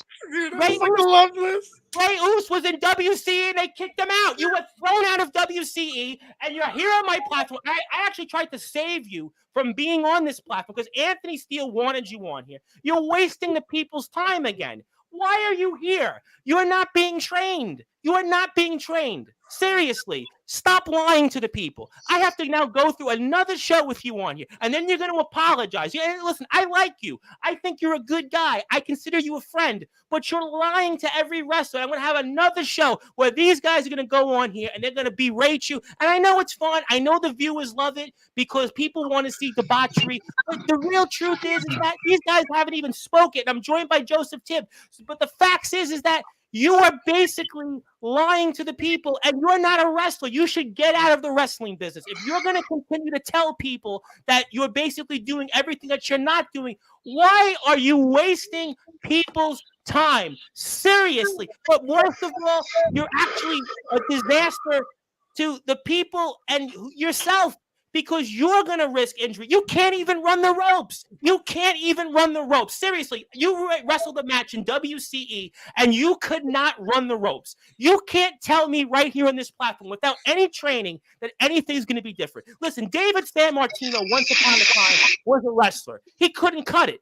David Flair couldn't cut it. It's okay. Not everybody can be a wrestler. If you want to be a podcaster, if you want to be in James Taylor's Promo Wrestling Federation, I would support you. If you want to do ring crew, Bo says he does security. I think you could do a great job at that. Setting up the ring, I'm sure somebody will give you an opportunity to do that. But you can't come here and tell me that when nothing has changed. Seriously, stop with the lying. Stop with the BS. You are not doing anything differently, and these guys haven't even spoken. I actually tried to save you tonight from a public humiliation, but this is what you're going to get because you actually just confirmed what you've basically been telling people wouldn't happen over the past 9 days or whatever it was since you last came on here, but you have no training, and you're getting no training. Going to the gym and lifting weights is not the same as going to an actual wrestling school or a trainer or dealing with somebody as a professional. Like I said, if I were to go and play baseball, if I were to go to play basketball, if I were to box, if I were to do anything in particular, I would have to learn from somebody. Stop lying. Seriously, stop it. I like you too. This is not a personal thing. I think you're a good guy. We spoke on the phone. This is a shoot. I'm basically talking real because on this platform, I don't go like other people and go, am I sensitive? I'm hurt and I lie. I don't do that because I don't need to do that. I really like you. I think you're a good guy. I think you're well-intentioned, but you're lying to the people. You're lying, and the public opinion is going to certainly be against you. And even when you're wrestling guys like Gunshot, I like Gunshot. He speaks to me on the phone. He's a good guy. He's a well-intentioned guy. He's gone through some things, but he's not a wrestler. The guy's in legendary backyard wrestling. Didn't even want it. Zach Attack every day messaged me. I like Zach Attack to an extent, but even him, what is his ring ability? He hasn't been in a ring since, I don't know, was Trump president the last time he was in a ring? I mean, seriously, these guys, you can't go safely and wrestle a match with guys that have no real experience and tell me because now you're going to the gym that's going to be even better when it's really not. I'm sorry to say it. I'm really sorry to say it. I'm going to speak on this because, Tom, it's your show. You say whatever you got to say. I need a break, so go ahead because I basically I am somebody that has taken this seriously since the age of 13 years old. I've gone through every step that I can to try to make it. Unfortunately, I didn't make it to a pro level. I tried, but I didn't. And when I didn't get what I wanted, I tried again, and I tried again, and I tried again. It just didn't work. And sometimes it don't work. But I at least went through the steps. Now, you said to me earlier when we were on the phone while I was at work with Steele and everybody, thanks for the advice. Everything I said to you, everything that I tried to tell you about safety, about matches, about ring work, about psychology, about how to set up something, how to plan something. It went in, either you didn't understand it or it went in one ear and out the other.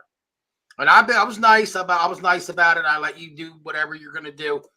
But you're also, like he said, wasting time. You challenged me to a match at Summer Bash. Let's have a match. Let's have fun. I know, Steele, you were like, don't mention it, but I'm going to mention it because now it makes me think that if I get in the ring with you, there's a good chance you're going to get hurt. And that's not for me saying I'm going to hurt you. That means you're going to make a mistake and you're going to hurt yourself. And I take this very seriously. And everything that I've come on here, and I've tried to be as honest and transparent as I can about wrestling in general, the safety of it, the respect of the locker room. Yes, I come on here and I talk shit like everybody else. But when it comes down to Chris Warburton, me, giving any advice or if I'm going to give advice, I'd rather it be taken seriously than give advice to somebody who's going to lie. If you don't have any ring experience, go get some. You need to take it seriously. And if you don't want to take it seriously, then you need to do what Tom said and do something different. But don't. And this isn't like I'm not trying to like hazel in your ass and stuff like that. I'm actually trying to help you because I like him. I really do. I think you're a good guy, but you're wasting. Yeah, if you get into a ring with somebody that knows what they're doing, you're going to hurt them, paralyze them, or you're going to do it to yourself. You only get lucky for so long, and then the luck runs out, and you're going to make one slip. Like all y'all were talking about weapons earlier, light tubes and staplers and all this other shit and chairs and all tables and whatever. Maybe did you not see Jimmy Controversy's post on Instagram where he berated people for not being safe and he got all upset? And I said this earlier on the phone with you guys. I said I know a guy that I used to wrestle back in 2009. He wound up not only blinding a guy with a light tube because he didn't know where to swing it or how to swing it. He blinded a guy. And he also cut the tendons in his own hand, leaving his hand disabled. Does anybody remember the segment years ago? I think it was on Nitro where Goldberg, all he did was basically smash his elbow into the limo of the NWO. He significantly tore ligaments in his arm for months. Just on a stupid move like that. And you're going to tell me on this platform that you're going to be back in the ring with no training? Come on. Can I say something? I'll say this one thing. If this offends anybody that's watching, that feels inadequate in the ring, or any of you backyard guys watch it, there's a difference between playing wrestler and being a wrestler. I have Mr. Tips for a certain time. You want to say something, Joe? Go ahead. And good to see you. Yeah. So, it's good. By the way, good to see you too, Tom. But man, like Tom said, he likes you and everything else and stuff. And I've gotten some of the story. I know like what happened and everything else. Man, the only thing I'm going to say is like Tom was saying, like if you're untrained in the ring and you do something, especially to somebody who knows what they're doing, you're going to piss them off and they're going to shoot on you. Like straight up. because I've been in this shit for 13 years. I have seen the most heinous ass shit in these locker rooms and shit like that. Shit, people don't play, bro. People do not play. Like this is not playtime. This is not kiddie shit. Everything else, like you can get legitimately hurt, legitimately killed. Look, I brought you on here for a reason, and now I'm gonna drill some knowledge into your brain. Hopefully. Hold on, Anthony. I'm not going to go into a pitch. I just want to say one small thing, and then that way he has your attention, or you have his attention. Silver Wolf, I'm going to say something that my grandfather used to tell me. All due respect, sit up and show us your whole face because you're hiding behind, and give these guys some respect and look them in their eye that you genuinely are taking what they're saying to heart. Because the body language you're giving off that I'm getting, and maybe I'm wrong, but I'm feeling like you really just letting this shit go in one ear and out the other. If you genuinely care about being a professional wrestler, backyard wrestler, or being in this business, and you want to listen to these guys and what they've got to say, show them the respect and show them that they've got your attention. All right. Because oh, my bad. no, you're good. Go ahead real quick, because I really need his full attention when I say this. You're good. And look, I'm not saying this to be disrespectful at all. I'm not berating you or anything else. I'm just saying, like, dude, I had 2 trainers. One of them beat my ass. Like, legitimately beat my ass. I did a scoop slam wrong. He had my girlfriend at the time break a kendo stick over my back the first day of training. This is not a game. So, I'm gonna give you the life lesson of professional wrestling. So you see 4 guys in here. Well, 3.5. That have went through I'm the a half, training. Anthony. It's okay. You can say I'm a half. Yeah, James Taylor hasn't trained yet. But you have guys in here that have dedicated at one point in time, or still do dedicate their life to this sport. This is what we wanted to fucking do. We've took the time, we've took the effort, we've took the punishment to train and put our bodies through hell in order to know the ins and outs of this business. Now, I have a prime example. I'm not even going to use a replica you can buy on shop. It does not take a lot of people that hard to create a championship, put a fucking logo, a title on that fucking bitch, and say they're a fucking champion. It does not take a lot of people to press a button to create a goddamn YouTube channel and post a fucking video and say that they are a fucking wrestler. We put our bodies on the line for entertainment of others. Yes, that is fucking true, but at least we know how to do it properly. And for guys like you, I told you this in a text message before you came on. Tyler Ark is not a trained fucking wrestler and took a baseball bat to a dude's fucking head. Injured this dude. And on top of that, the dude has mental handicaps. He's mentally disabled. And he came into your company, whether you want to play this fucking Craven Rage bullshit or not, your company, and he got injured. This dude came from California, hours upon hours upon hours the fuck away, and left injured physically for the price of what? To have fun? To say one of your guys faced them? See, we do this, we travel, we take our bodies and put it on the fucking line because, again, we love this sport. But that's the difference between me and the guys you fuck with. Because me, I know the difference between real competition that is going to be safe in that ring, that's going to keep me safe as much as I keep them safe, and guys like you that have no fucking training and no fucking complete understanding of what it takes to do this. At Summer Bash, it will be Anthony Steele versus Chris Craven. Two guys that have took the time to complete fucking training and know what they're doing when they step inside that fucking ring. Homie, we've watched videos of you and your guys. Your guys don't even know how to take a fucking bump on the ground. You can't even take the bump on a fucking mattress the correct way. And you want to come to Summer Bash and compete against guys like me or Chris Craven or James Taylor or Joseph Tibbs or Ronnie Brady or Omen Black, Soldier GP, the list can go on and on. You want to face guys like us that know what the fuck it takes to be in that ring and know what pain we fucking endure, but you have no recollection on what it actually truly feels like to take all of that. And then adding weapons into a scenario makes that match 10 times fucking worse. Because not only are you putting your bodies on the line, you're putting your severe fucking health on the line. Yeah. Your number one priority, and any wrestler will tell you this, it's not to make yourself look good, not to make your opponent look good. It's to keep your opponent safe. Mm-hmm. And if you can't keep your opponent safe, 3 things will happen. Your company is going to fail. Because you're going to have the biggest mark on your company in fucking history.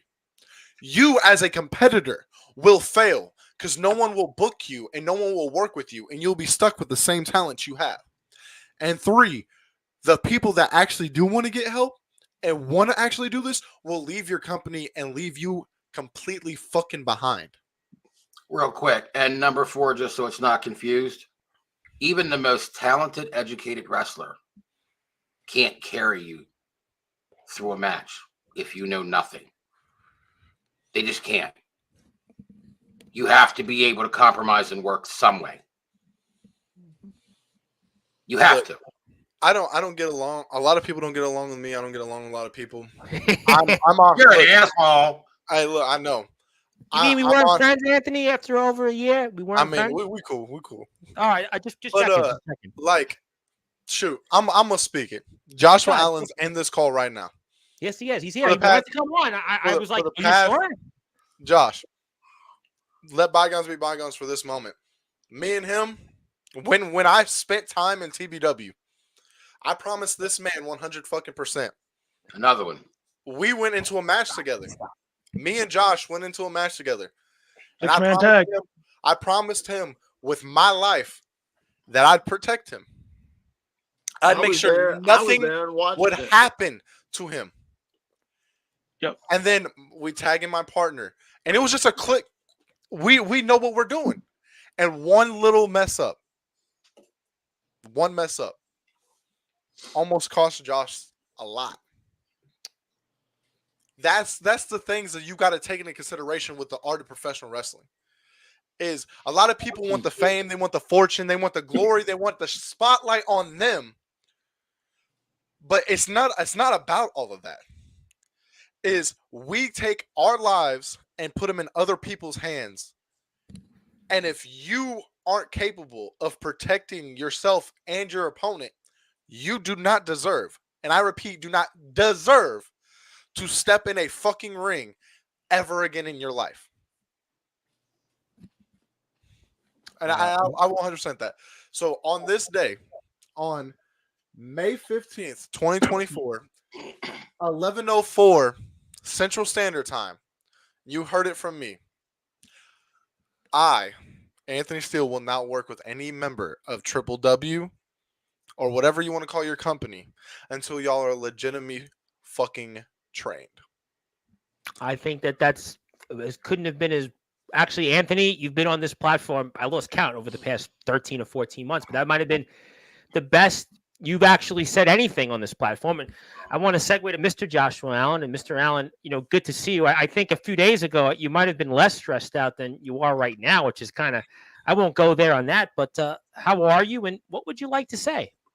I'm doing pretty good, Tom. It's good to see all you guys here. And but honestly, I was listening to the whole topic, this whole conversation, and honestly, dude, what these guys are telling you, it ain't no bullshit. It ain't no smoke and mirrors. It's the God's honest truth. And like these guys know what they're doing. If you know what you're doing, then it's going to make the promotion look bad, yourself look bad, the other guy you're in the ring with look bad, look bad in the community. and Because the community as a oh, whole. I told you so. Oh, the backyard is going to. They don't know what they're talking about. You know, I mean, all the pro guys go in the locker rooms. I heard somebody say this the other day. Yeah, I've been a 20-time champion. You go into a locker room and some, veteran goes, I don't care, blah, blah, blah, blah. But this is what exactly they'll say. I told you so. Yeah, the backyard wrestlers. They don't know what they're talking about. They're just fans. They know nothing. So when you fail and something severely happens, as a matter of fact, it actually impacts TBW. It impacts IMF, Resurrection Pro Wrestling. It impacts DBW. It impacts WCE, especially WC because you guys came from there. It impacts all the companies, even companies out there, Legendary Backyard Wrestling. You want to count them guys? VTW, it impacts them. It impacts individuals like this man asked me earlier tonight. Every single company that comes on here hasn't come on here. You want to throw them out there. UWA, you want to throw YBW. I don't care. Fill in the blank of a company.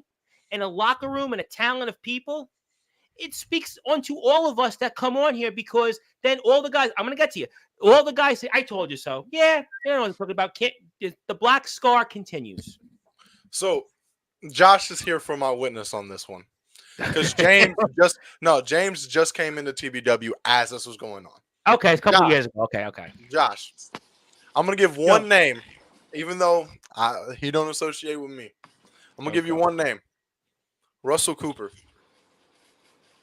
Yep. When Russell Cooper first started, he was a ref. He was a referee for TBW. He refereed James's match. And he wanted. Remember that, James? He wanted to be a wrestler. So I'm trying to remember what the pay-per-view was. It was in September. Backyard Chaos. Backyard Chaos. And hello to Big Tech. Sorry you came up short. In Backyard Chaos 2022, TBW. Leading up to the weeks, Gage Flair, Josh Allen even, is from what I heard. A lot of the TBW guys got in there and trained with him leading up to my match with Russell Cooper at Backyard Chaos. Now, was he 100% ready? Was he 100% trained? No. But did he know, or as what we call it, the fundamentals to keep a safe match? Yes. And it showed. It showed where he was lacking some, and it showed where he gained some. And me and him, we put on a decent match. A lot of people loved it. The selling was great. The moveset was great. The combinations, the storytelling was there. Everything you need in a match was there. Now, that goes for someone that listened and followed directions. Now, I'm one that I don't mind calling someone out, and I know he's in this chat, in the comments.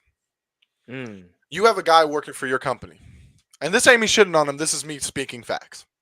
Zack Attack.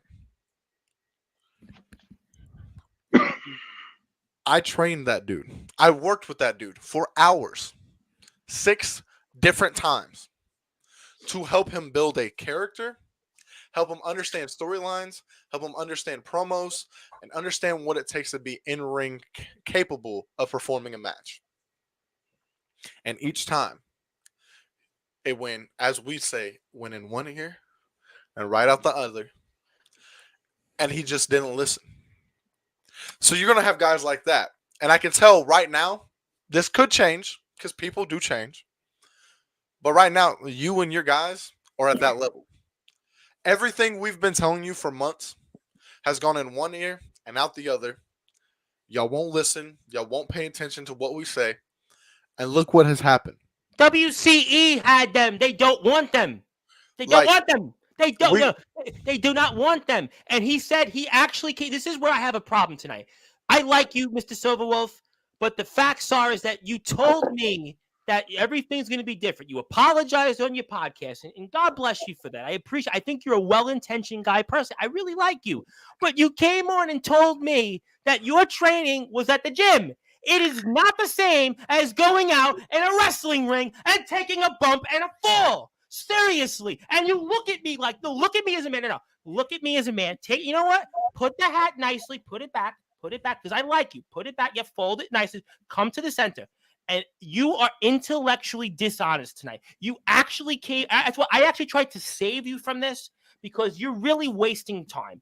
And what's disappointing is that you've wasted 35 minutes tonight of valuable. I can never get this time back.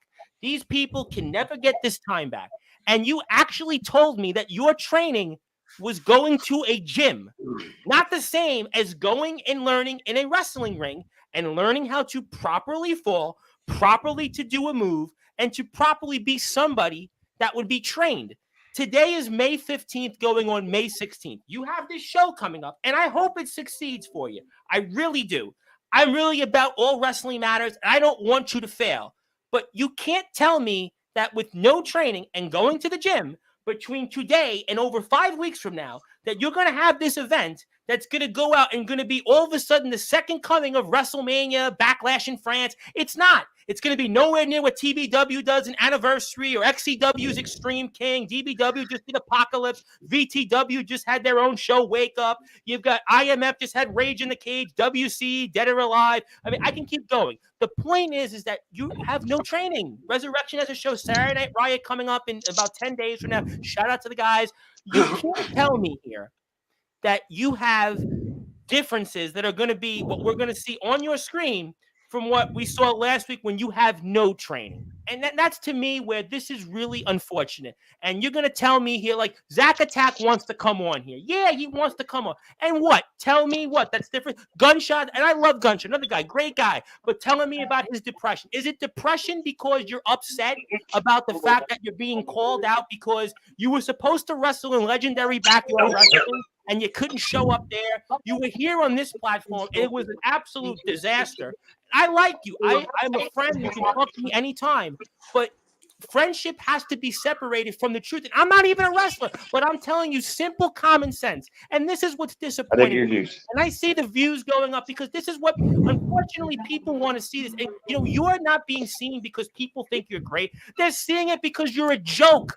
You're a punchline. And that's the sad part. I don't want you. I want you to succeed. But you came on and lied tonight. You lied to me, and you don't lie to me. Because, number one, in real life, actually, my job is every day I take an oath. I take an oath to serve the public. I take an oath that I can't do this and I can't do that. So when somebody says to me, and then they apologize on their show, that, yeah, it's going to be different. We're going to be trained. And then I kept asking you, and I kept wanting to know, who is training you?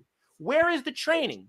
And you actually told me, you have no training, you're doing nothing differently, and going to the gym, last I checked, doesn't count. And that's what's sad tonight, Mr. Silverwolf, because I like you. I consider you a friend.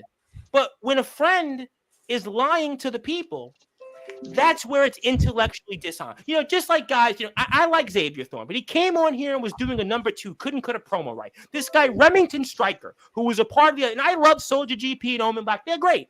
But this guy came on my platform and was drunk. I had to throw him off the air. You know, we continue to, all these different guys. I'm going to call a spade a spade.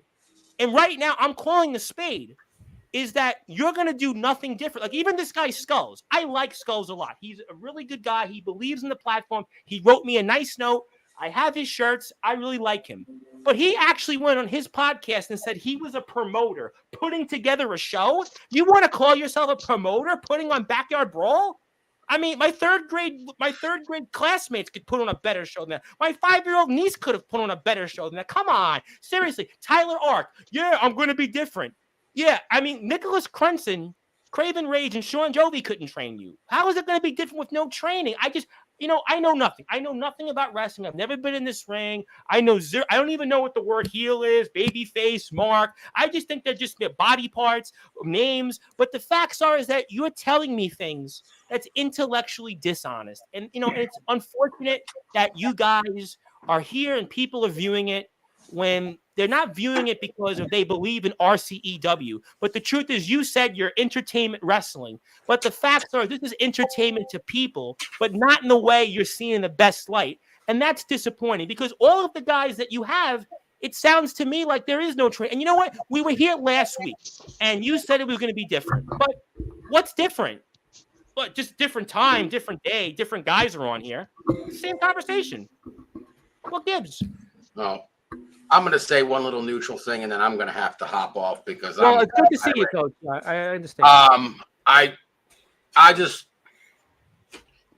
this is to be completely fair, and I've worked with all different kinds of people throughout my time, and I'm one of the most patient people that I and can we can think say of. hello to Randy, by the way. Randy I'm one of the most trained by the Hart family. What's up, Randy? I'm one of the most Good to patient see you. people I can think of when I'm working with somebody that's trying to learn.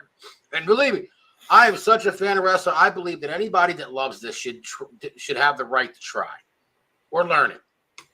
So maybe, I don't know, maybe it isn't a waste of time. Maybe you take this as a lesson learned and you actually take it seriously and put the effort in. Who knows?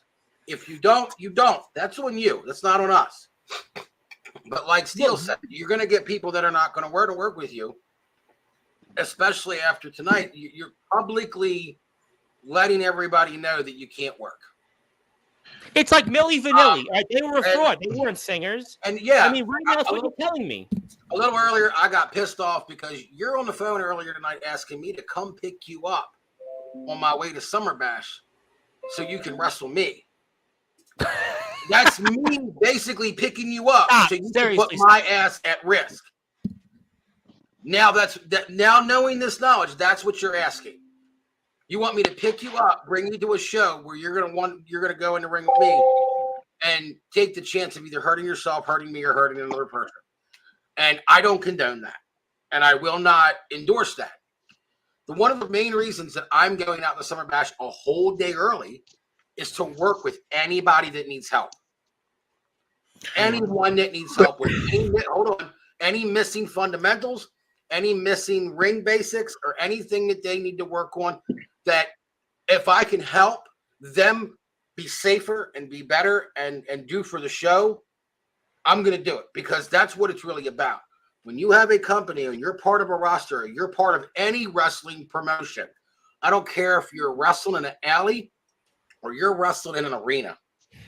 The main focus for every person in the building, ring crew, lighting, sound, video, referees, management, promotion, story writers, and the athletes that get in the ring, the main focus is a collective of for the show. Not for myself, for the show.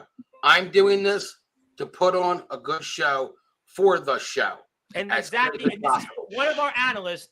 I know you're going to go to Coach in a second, but Randy said, and he talks about this all the time. He learned from Bruce Hart. Now, obviously, he did different things. Thankfully, he's with us Friday nights. But these things are so important. And I really want to see you succeed. And these guys care about you more than they really should, to be honest. These guys, Mr. Silverwolf, care more about you than they should. I care about you because I've known you. I'm pissed at you. I'll be honest. I'm highly pissed. Have you not seen me speak the last 45 minutes? The biggest thing that I hate is in wrestling is a mark coming in, posing as a played wrestler, telling people that you can work, and then you get in the ring and you cause someone to get hurt. That is dangerous. It's not cool. It's not right. It's not right. The biggest no-no. It is almost a big no-no. Go ahead, Coach. We're gonna let you go. See you Friday. I'm pissed at you, but I'm still trying to help you, because I'd rather you know what you're doing and not hurt anyone, including yourself. Hold on. There's one thing I do want to say. Give me 1 second. Can I say something? There's a guy that me and James know. His name's Gage. And we're not talking about Gage Flair. Well, this dude thinks had me for a minute. That working out at a gym is what helps him, look better, look the part of whatever the fuck he's trying to do. And he thinks at that point, he's God's gift to women. He's God's gift to wrestling. He's God's gift to everything. So I just got one question for you. You say that going to the gym is your form of training. Do you also come to the conclusion that a woman's place is to stay in the kitchen? Is that your mentality too? Because it seems like a lot of people who think that, going a certain way without actually doing it the right way all fall in the same line. So at that, it was an inside joke between me and James, but at the same time, it's a straightforward shot that training in a gym, cool. I can go to a gym right now. But I can go to Planet Fitness open 24 hours a fucking day. And I can work out. I can bust my ass. I can get in there and fucking pump iron every fucking day of the goddamn week. If I don't actually get in a ring and train, there ain't shit that comes from it. Because please, Chris, like you said, I'm taking all you guys, definitely all your advice and all that, and I do appreciate it as a new wrestler and all that. Yes, I do appreciate it. I don't want it to happen like last time we're having that backyard brawl. If I do come there early, can you teach me some shit? I'm serious about this shit. I really want to do this shit. I actually enjoy it. I'm serious. I want to be trained. Can you train me at Summer Bash on when I come there early? Because I'm leaving on the 4th. I'm actually paying for my ticket and everything. Look, I could try. I'm willing to learn. I'll be fair with you. I'll try. Yeah. Hold on. Hi there. No, wait a minute. Hello. How are like you? I said, I think that anybody that loves this should have a chance to do it. So I'm gonna give you. These people have given you all the chances in the world. Tom, all these other people. I'm gonna give you one chance. Summer Bash. If you show up a day early, when I'm there and the ring is ready to go, I will get in the ring with you and I will work slowly with you for a short amount of time. If you're not listening, not paying attention, or not getting it, what you need to do for the remainder of the weekend is either be a ref or a spectator. Hi, Tom. Bye, Tom. Because I won't work with you. Good to see you too. Good to see you too. Also, one of our listeners, Angela Pink, is out there. Angela, it's been not with to nice to see you, Angela. dude. Yep. It's not to insult you. I just know that if you're not safe to work with, you shouldn't be working with anybody. At least get fundamentals down. Yeah, go ahead, simple ring basics. I want to get Tibbs in there. Yep. So, I'm not going to come pick you up. You serious? You get yourself to Summer Bash a day early like I am, and I will spend a few hours to try to see what can happen. But I'm still not going to work a match with you. If Omen and Soldier want to work with you and use you in something, that's their prerogative. It's their call. Okay? But like I said, that's me giving you a fair shake.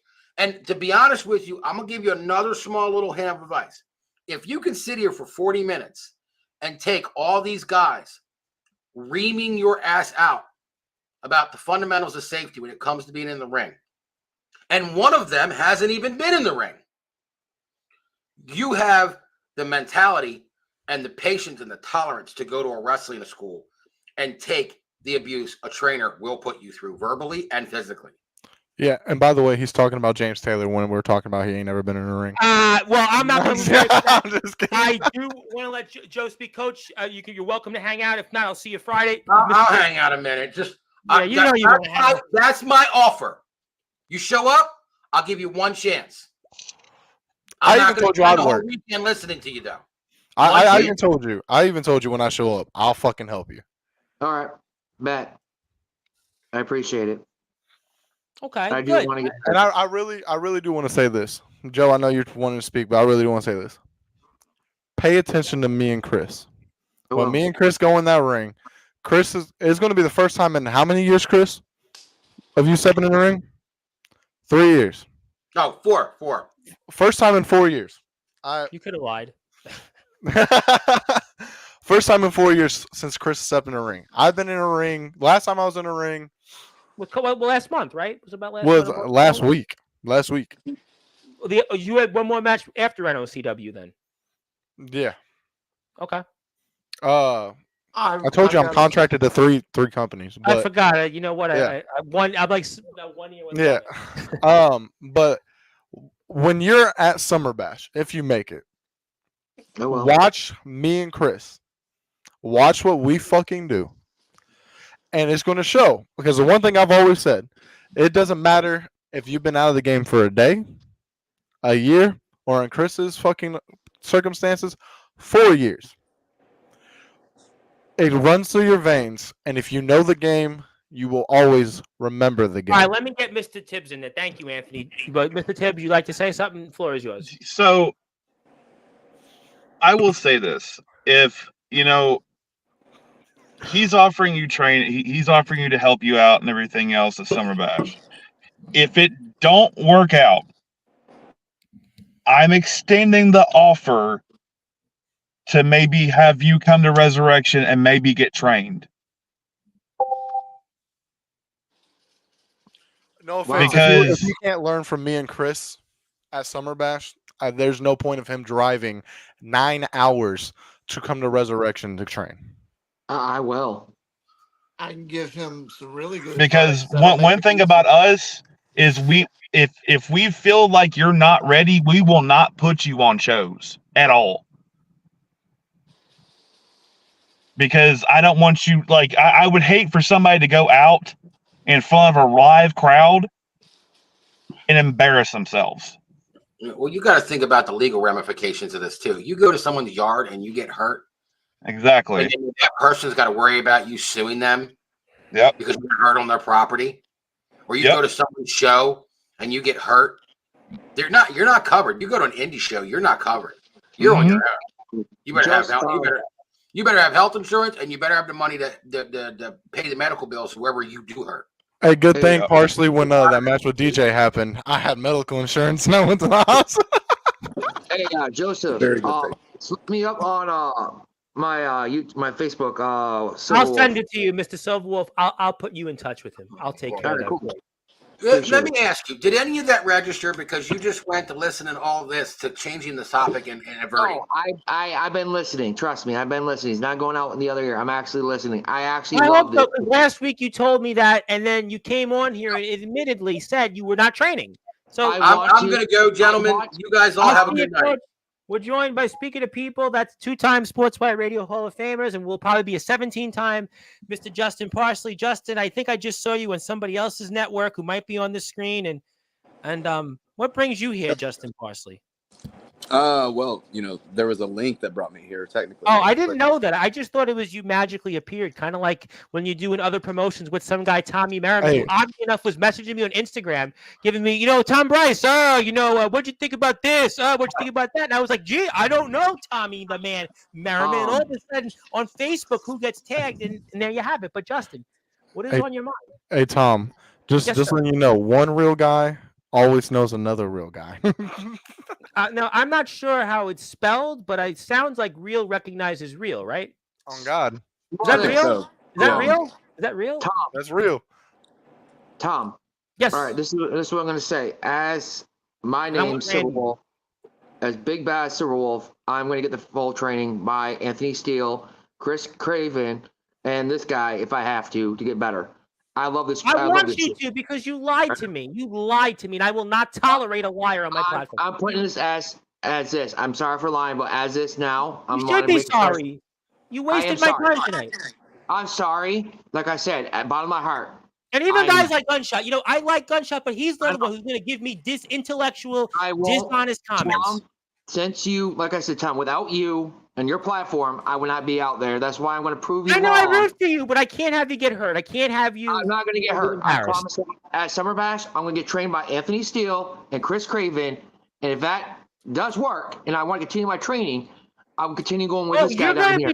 Let me tell you something. You're going to be training, but it's going to be weeks and months because you don't have any formal training. So it's not going to be one day magically. I went one day and took a bump. No, it doesn't work like that. I want to get trained by Anthony Steele and Chris Craven over at Summer Bash before I face anybody there. James, that requires you to fucking go somewhere for someone to get trained by you. To be honest with you right now, it's not my show. I only have PWF responsibilities. Maybe Justin has a role in that. Well, it's my decision. But the point is that you're not going to be wrestling in Summer Bash. Not if I'm Omen Black and Soldier GP and Darkheart and Monty Forsaken, I'm not putting you in a ring. You don't have any training. I'm going to get the training for that. I'm going to be there on the 4th to get. Let me give some advice. As a referee, you can absolutely train as a referee. I would absolutely love to train you to set up the ring. I would love to train you to certainly help out with security. Maybe you want to help with cleaning up the show. Absolutely. But you can't tell me tonight that I'm going to be training in one day and I'm going to all of a sudden wrestle a show. Get out of here! Come on, seriously, stop with it. Stop. You're going to go there. You're going to pay your dues, and you're going to be in the ring maybe by the end of the year. You're going to be a respectable wrestler. You're going to be a guy that's credible, and that's where you're going to start your career. You can't tell me that one day with Anthony Steele, all of a sudden magically I got it. It doesn't work that way. It doesn't. Right. I know that. I'm not even a wrestler. Give you some advice. Let me give you some advice. Something real easy to do too. There's a guy from TBW that they were talking about earlier, Russell Cooper. He's green as grass, but of anybody I have ever trained with or shown some stuff to, he is a sponge and Anthony can admit to it and knows it as well. He is a sponge and will soak up any info he can get, and he wants to be a dummy every time he's in a ring. Dude, body slam me. He will sit there body slam me. He wants to take a full slam. He wanted me to fucking F5 him. He said, I don't care what it is. I trust you to not hurt me. Do it so I can feel it because I want to know I could do this. He's done it, and look where he's at. Whether I disagree with certain booking situations, out of character, breaking kayfabe, he's earned where he's at right now. And that's saying a lot from me. He is a sponge. If you want any info, go and look up Russell Cooper and say, any advice on training with people and learning? He'll tell you what he does, because literally any of these guys can go right up to him and say, hey, you want to train with me? He will take it right there. Dude, do something to me. I'm ready. I want to learn. What do you think about this lockup? Oh, okay, well, if I do that? You need to soak up if you work with Anthony, you work up with Joseph, anybody, Chris Craven, you need to be a fucking sponge and be willing to take bumps. Be willing to get slapped if that's what they want you to learn. There's a guy in our comments, Big Tex, right? And he last year, I want to say one. I want to get to Justin because Justin, I know, loves to have a real conversation. That's what he does best. But I do want to say we have a guy in our comments, Big Tex, who just wrestled on the opening match of the DBW Apocalypse show last year. He was like you, Silverwolf, but he took the training from the likes of Mr. Judgment, the likes of Brandon Costelli, the likes of Ace Christian the Blaze, and the other great guys in DBW, Cyrus the It Factor, Jackson Snow, his opponent, who was his mentor. And he just wrestled a show, and he wrestled a pretty good match. He was, he wrestled Mr. Judgment at their show last year, and he learned, but it was okay. He accepted. He was here on my platform like you. He didn't really have wrestling experience, but he paid his quote-unquote dues. And he's, becoming a respectable wrestler. And he's a guy, he's still, listen, there's things that need to be improved upon, no question. But he's going through where you watch me, all right, that guy, I got respect for him. He's doing the right things. And I think that that's the path you should go and just, do the right things, do the right. You don't have to wrestle in main events every show and be, if you really want to be serious. And I think you have a passion, despite that I don't like you lied. But you have a passion, and I give you a lot of credit for that. And these guys, they're here for a reason, and they care about this sport. They really love this sport, and they care about it, and they want to see it in a better place and with good people in good hands. And that's why I do what I do on Sportswire every single day, because I believe in these guys. I believe in this platform. I believe in the back. I believe in it, and I want people to succeed, but also be safe and do it the right thing and do it the right way. And I think that you can do it and have a respectable path. But you got to change course today. I don't want to hear it. Anthony comes on in 10 days from now. Well, I'm coming on to Sportswire, and we're going to bring on different guys. And I don't want to hear that you're going to renege. And I don't want to hear it. I don't want to hear gunshot and whatever else, because he's already reneged on guys in North Dakota. So I want to hear all the guys you have in your company, and I want them to do it the step-by-step process. Justin's a part of the guys in XCW. Chris Jones and, Corey Lee and, all the great veterans that James Cerebral and, they're helping guys like Eric Mason. Tommy Merriman. I was going to get to Tommy Merriman, although he did at me on Instagram and Facebook. But the point is that Tommy the Man Merriman, does he work in XCW still? Jay Ellis. I mean, there's a whole list of other veterans there that they're helping their young talents like Miano Diaz, our champion, who, by the way, is here Friday night, 8 o'clock. I'm tuning in. You better be tuning into that. I want people to tune into that because I made that happen, baby. But the point is that the guys there in XCW, Resurrection, real recognizes real. Helping, Ronnie Brady's been helping, Mr. Tibbs. They're helping the younger guys there. And I think that that's okay to go out and learn from those things. I always tell people that you should learn to do things. It's like playing guitar, right? Everybody looks at, Zach Wilde. Everybody looks at Randy Rhoads, Eddie Van Halen, Jimi Hendrix. Everybody looks at all the great, Joe Walsh, all the great guitarists, Kurt Cobain, whoever it might be that you love, Jimmy Page. They didn't all of a sudden become great. Hey, I'm going to play guitar and I'm going to be the second coming. No, they sat there locked up in their closet, in their bedroom, whatever it was, in their basement, garage, and they kept playing. They kept playing to the vinyl. They kept playing to the CD because whatever it is, and they became great. But it doesn't take over. Rome is not built in a day, and that's okay if you do the same thing. Because I think people would want to see you. Because I think you have always doing your podcast. You're always talking wrestling. You always message these guys, so people want to see you do well. Can I answer a comment?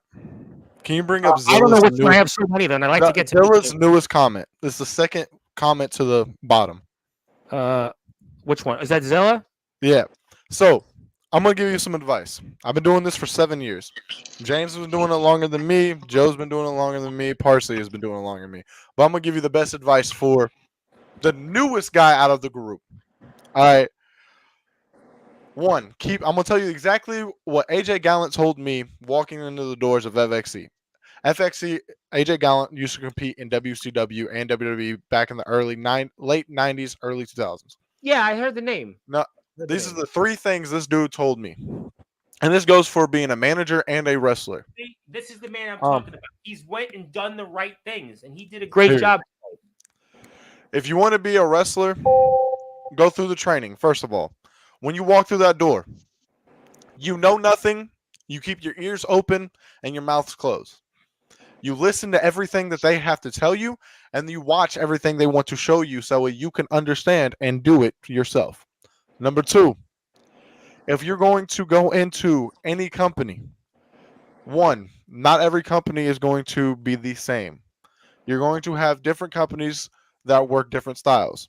You're going to have old school, new school. You're going to have strong style. You're going to have lucha style. There's a bunch of different fucking organizations.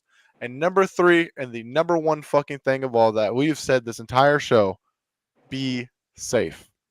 Protect yourself and your opponent. So, with that being said, Silverwolf, the thing that you need to understand about this whole lecture is until you actually get trained, we do not want to hear, and this goes for your entire roster. I really want your locker room, or whatever you want to call it, to watch this so they can hear this come from my mouth. Get the training. Stop. I literally, to be honest, putting on shows with each other isn't going to make us impressed. I'm sorry to say this. And I love young. You know how many messages I got in the last week about this backyard brawl from people? I'm gonna say one thing before Anthony says his statement and everything. Go ahead. Look,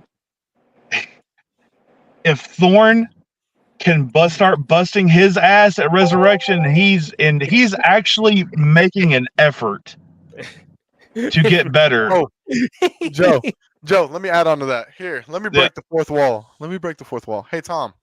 Yes, sir. You know what? You want to know what I did Saturday night?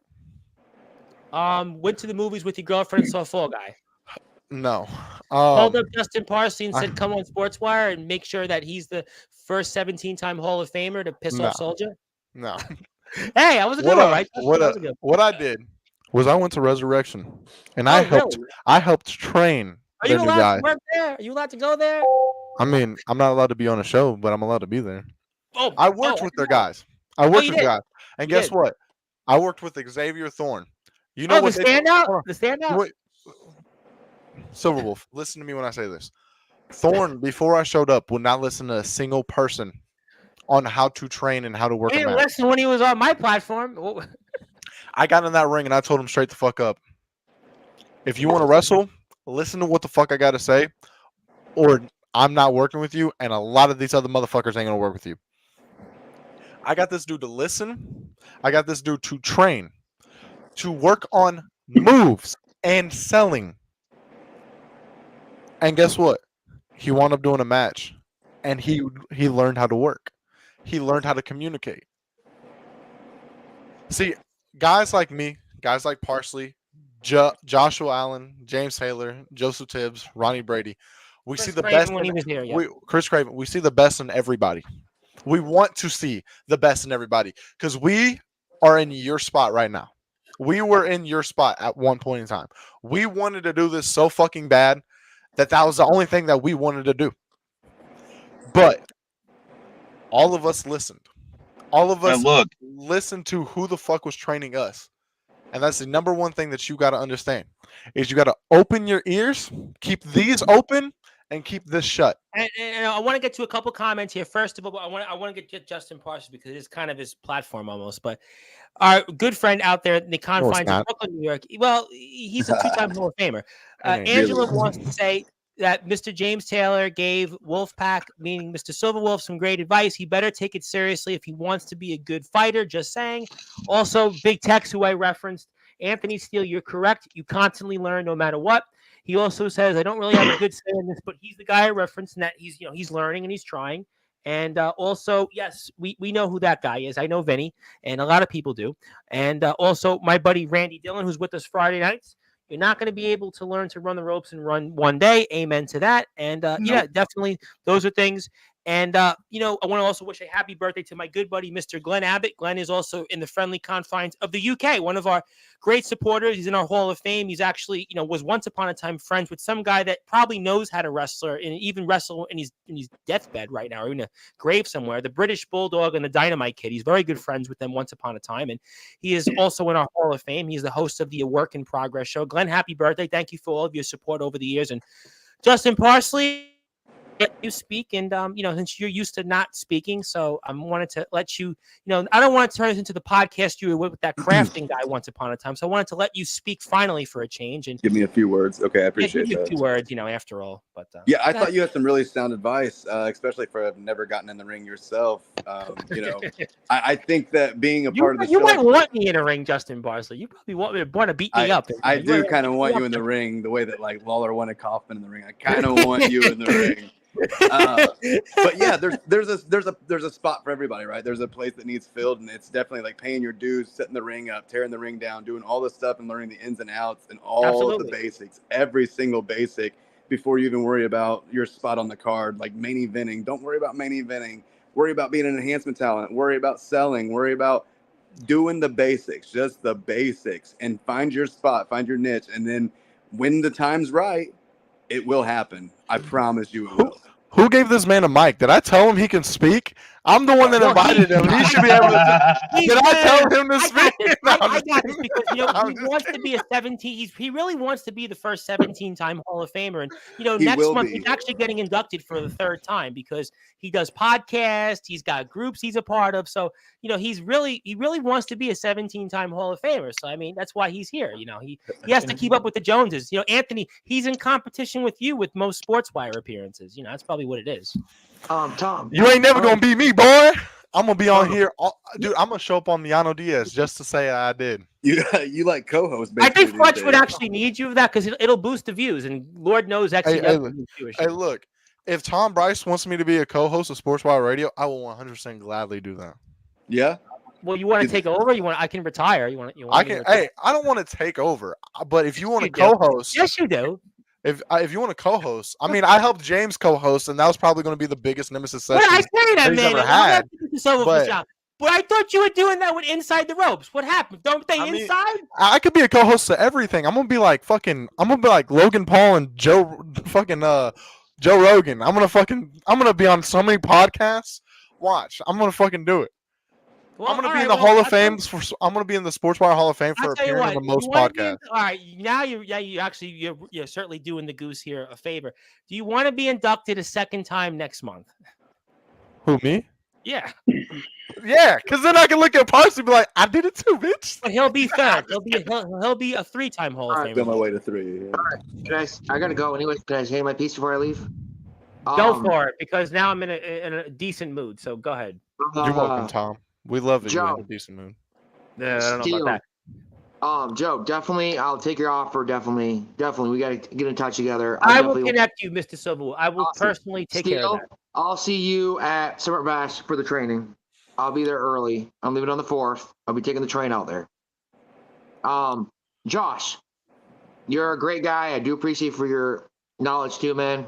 We do talk to each other on the side and all that, and Messenger. Titan, Taylor, I definitely appreciate you. I've been watching your shit on YouTube and all that, and I thank you for your advice too, man. I thank you for your advice. Like I said, I love the passion. I do. And I definitely want to get better and grow before I get older. Definitely. I will say this. Hell is definitely frozen over. I just realized this. Hell is definitely frozen over. There's a TBW locker room member sitting in a fucking live with Anthony Steele right now. And this is fucking weird. This is weird to me, what happened bro. last month in the Kurt Acid tribute show? We had Fletch there. We'll see you, Mr. Silverwolf. Have a good night and be safe out there. But listen, we saw the Kurt Acid show. You showed up there with Fletch, and boy, Fletch, that was weird. I mean, so after that, I mean, Fletch is weird. I, from the bottom of my heart, Josh, I love you, man. This is my time to actually say this in person. I apologize for everything that transpired 2 years ago. I hope you're doing great. I hope the health is getting better. And I do love and respect you, man. And I love that you are the new GM of TBW. You could probably do better than anyone ever. So it's good to see that you have some power again. Beast was. I mean, that's certainly like it's great to see you, man. It really is great to see you. And also, I've got an announcement still coming. So there's still something else I have a big mic drop for. But yeah. It's okay, Josh. You ain't got to worry about James Taylor because James Taylor is irrelevant. So you'll be fine. Tom. Yes. Can I plug something real quick? You can plug anything you want on this platform. Go ahead, Sweet. Okay, so as people know in Resurrection stuff, they know about this already. But I'm gonna break it on Sportswire, so Sportswire Radio knows all about it. This coming October, Resurrection Wrestling will be at Carnage Cup 15. Wow. Or 14. Yeah, 14. IWA Deep South. Wow. I'm going to see that on my pay-per-view on Fight TV. They are renting the Resurrection ring, the equipment, the cage for Carnage Cup 14. Well, I'll be damned. I mean, wow. I mean, congratulations. I mean, I'm honored that you actually said that. I would have been okay. The announcement was Xavier Thorne signed to a 10-year deal at Resurrection, but okay, that's all right. And there is a partnership now between IWA Deep South and Resurrection Pro Wrestling. Oh my! Wow! I mean, that's a big deal because we know and respect how much that they've done, and we see them all the time, especially if you watch a lot of different things like I do when it's Fight TV or other platforms out there that carry that. The Carnage Cup is well respected, especially if you're into hardcore and deathmatch wrestling, and it's been referenced to even guys like I'm wearing a shirt right now from a guy Radu Bulat, a very respected hardcore deathmatch wrestler in the UK has referenced that, and he's watched it. And the fact that a lot of people all over the world, my buddy Necro Daddy, who competed also in hardcore and deathmatch wrestling in the UK, has mentioned that. And that's a really, big thing. And I'm really honored that you had wanted to mention that here. And congratulations. And maybe I'll ask Mr. LaFlame about that tomorrow night when he's here, by the way, cheap plug. Oh, yeah, definitely. Also, so another big news is Anthony Steele is finally partnering up with Justin Parsley because again, real recognizes real. You so you can't have a real tag team without the real deal, man. What about Rob Slater? He's tall as a glass of water. It'd be all right.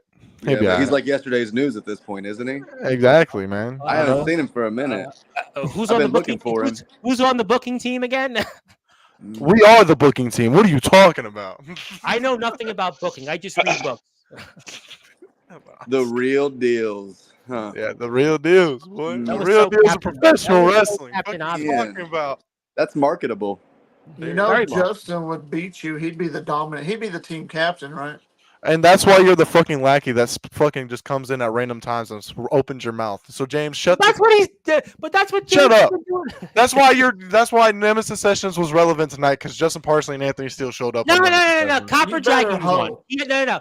James, I got you back on this one. You had Copper Dragon on a fuse. That was one of the best ones he's ever done. Copper Dragon. Guess what? Still hasn't beat the Anthony Steele podcast. Well, which promotion and which platform? I mean, Nemesis Sessions has not beaten Anthony Steele. Anthony Steele sits at the top of the list on Nemesis Sessions. What are you talking about, James? Because I bring views. I bring James Taylor views. Wait a minute. Didn't Craven Rage's one was number one? No. no. No. No. Oh, Josh, I'm gonna say this. I'm still Anthony, egotistical.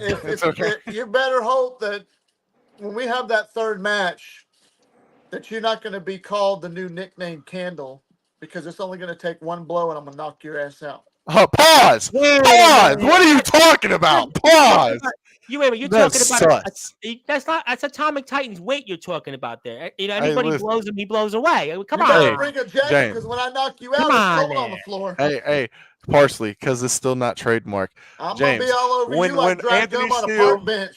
When Anthony Steele goes one-on-one with James Taylor for the third time, I promise you, Anthony Steele's going to win. You want to know why, James? Because it's not trademark and because there can't be no other way.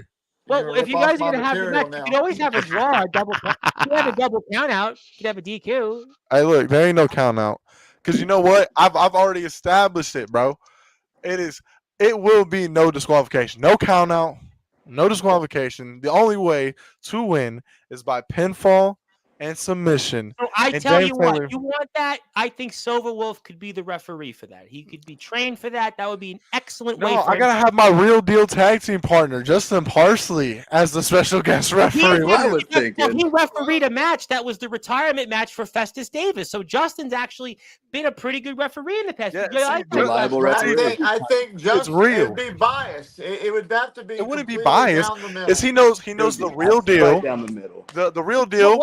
Always gets the 1, 2. No matter if this is Anthony kissing my ass. This isn't me and Anthony forming. This is weird. Just down the middle. Weird. Yeah. So who did what to who? And I have no idea. Is Anthony coming back to XCW? Is that what it is here? Is that what I know? See, what happened was Justin Parsley hit up Anthony Steele, and he goes, "Look, man, real recognizes real," and he goes, "XCW has not been real in so long." And so Anthony Steele has to come back and bring the realness back to XCW. And what is a better way to have the two realest guys in the locker room show up in XCW and win gold, take everything for ourselves, and just run the entire place? That's what happened. Mr. Allen, this is good news for you, Mr. Allen. This isn't happening in your promotion. You've got Atomic Titan to deal with, though. He was like, yeah, I'm gonna go see you later. Yeah, that was interesting there. Yeah, well, I mean, yeah, I don't know much more else to really say other than, well, I hope that Mr. Gunshot goes and becomes a referee, and I hope that they become great referees. But obviously, that's that. In the interest of time, what else would you guys like to say as we get ready to eventually, say sayonara? Because I think we got the point here. Silver Wolf needs to go get some training, and hopefully he doesn't come back to a wrestling ring maybe since Christmas. Come back on Christmas and see where you come out with. I got one thing to say to D'Angelo, because I know he's here. He's here tomorrow, and he's here tonight now at 10 o'clock Eastern time. D'Angelo, I got some words for you. And since you're going to be on Sportswire Radio, which is Anthony Steele's show, which is the Real Deal show, are you looking for an appearance tomorrow? Would you I'm not looking. D'Angelo, I will be here, and I'm going to say it to your face, what I think of you, how I feel about you, and what is going to happen when I get you one-on-one, man. Anthony Steele, this has been a weird evening. You and Aaron Blaze seem like you guys are okay now, and you've got you and Joshua. I'm okay with anybody. I don't hate anybody no more. Hate is a harsh word. I don't hate anybody. Everyone's different. People just learn at different fucking styles and different timelines. And I love everybody. Everyone is good except the bad people, which they fucking suck and they deserve to rot. But I love everybody. I love James, even though I give him shit. I love James. James is a good guy by heart. Justin Parsley is the realest guy in the room.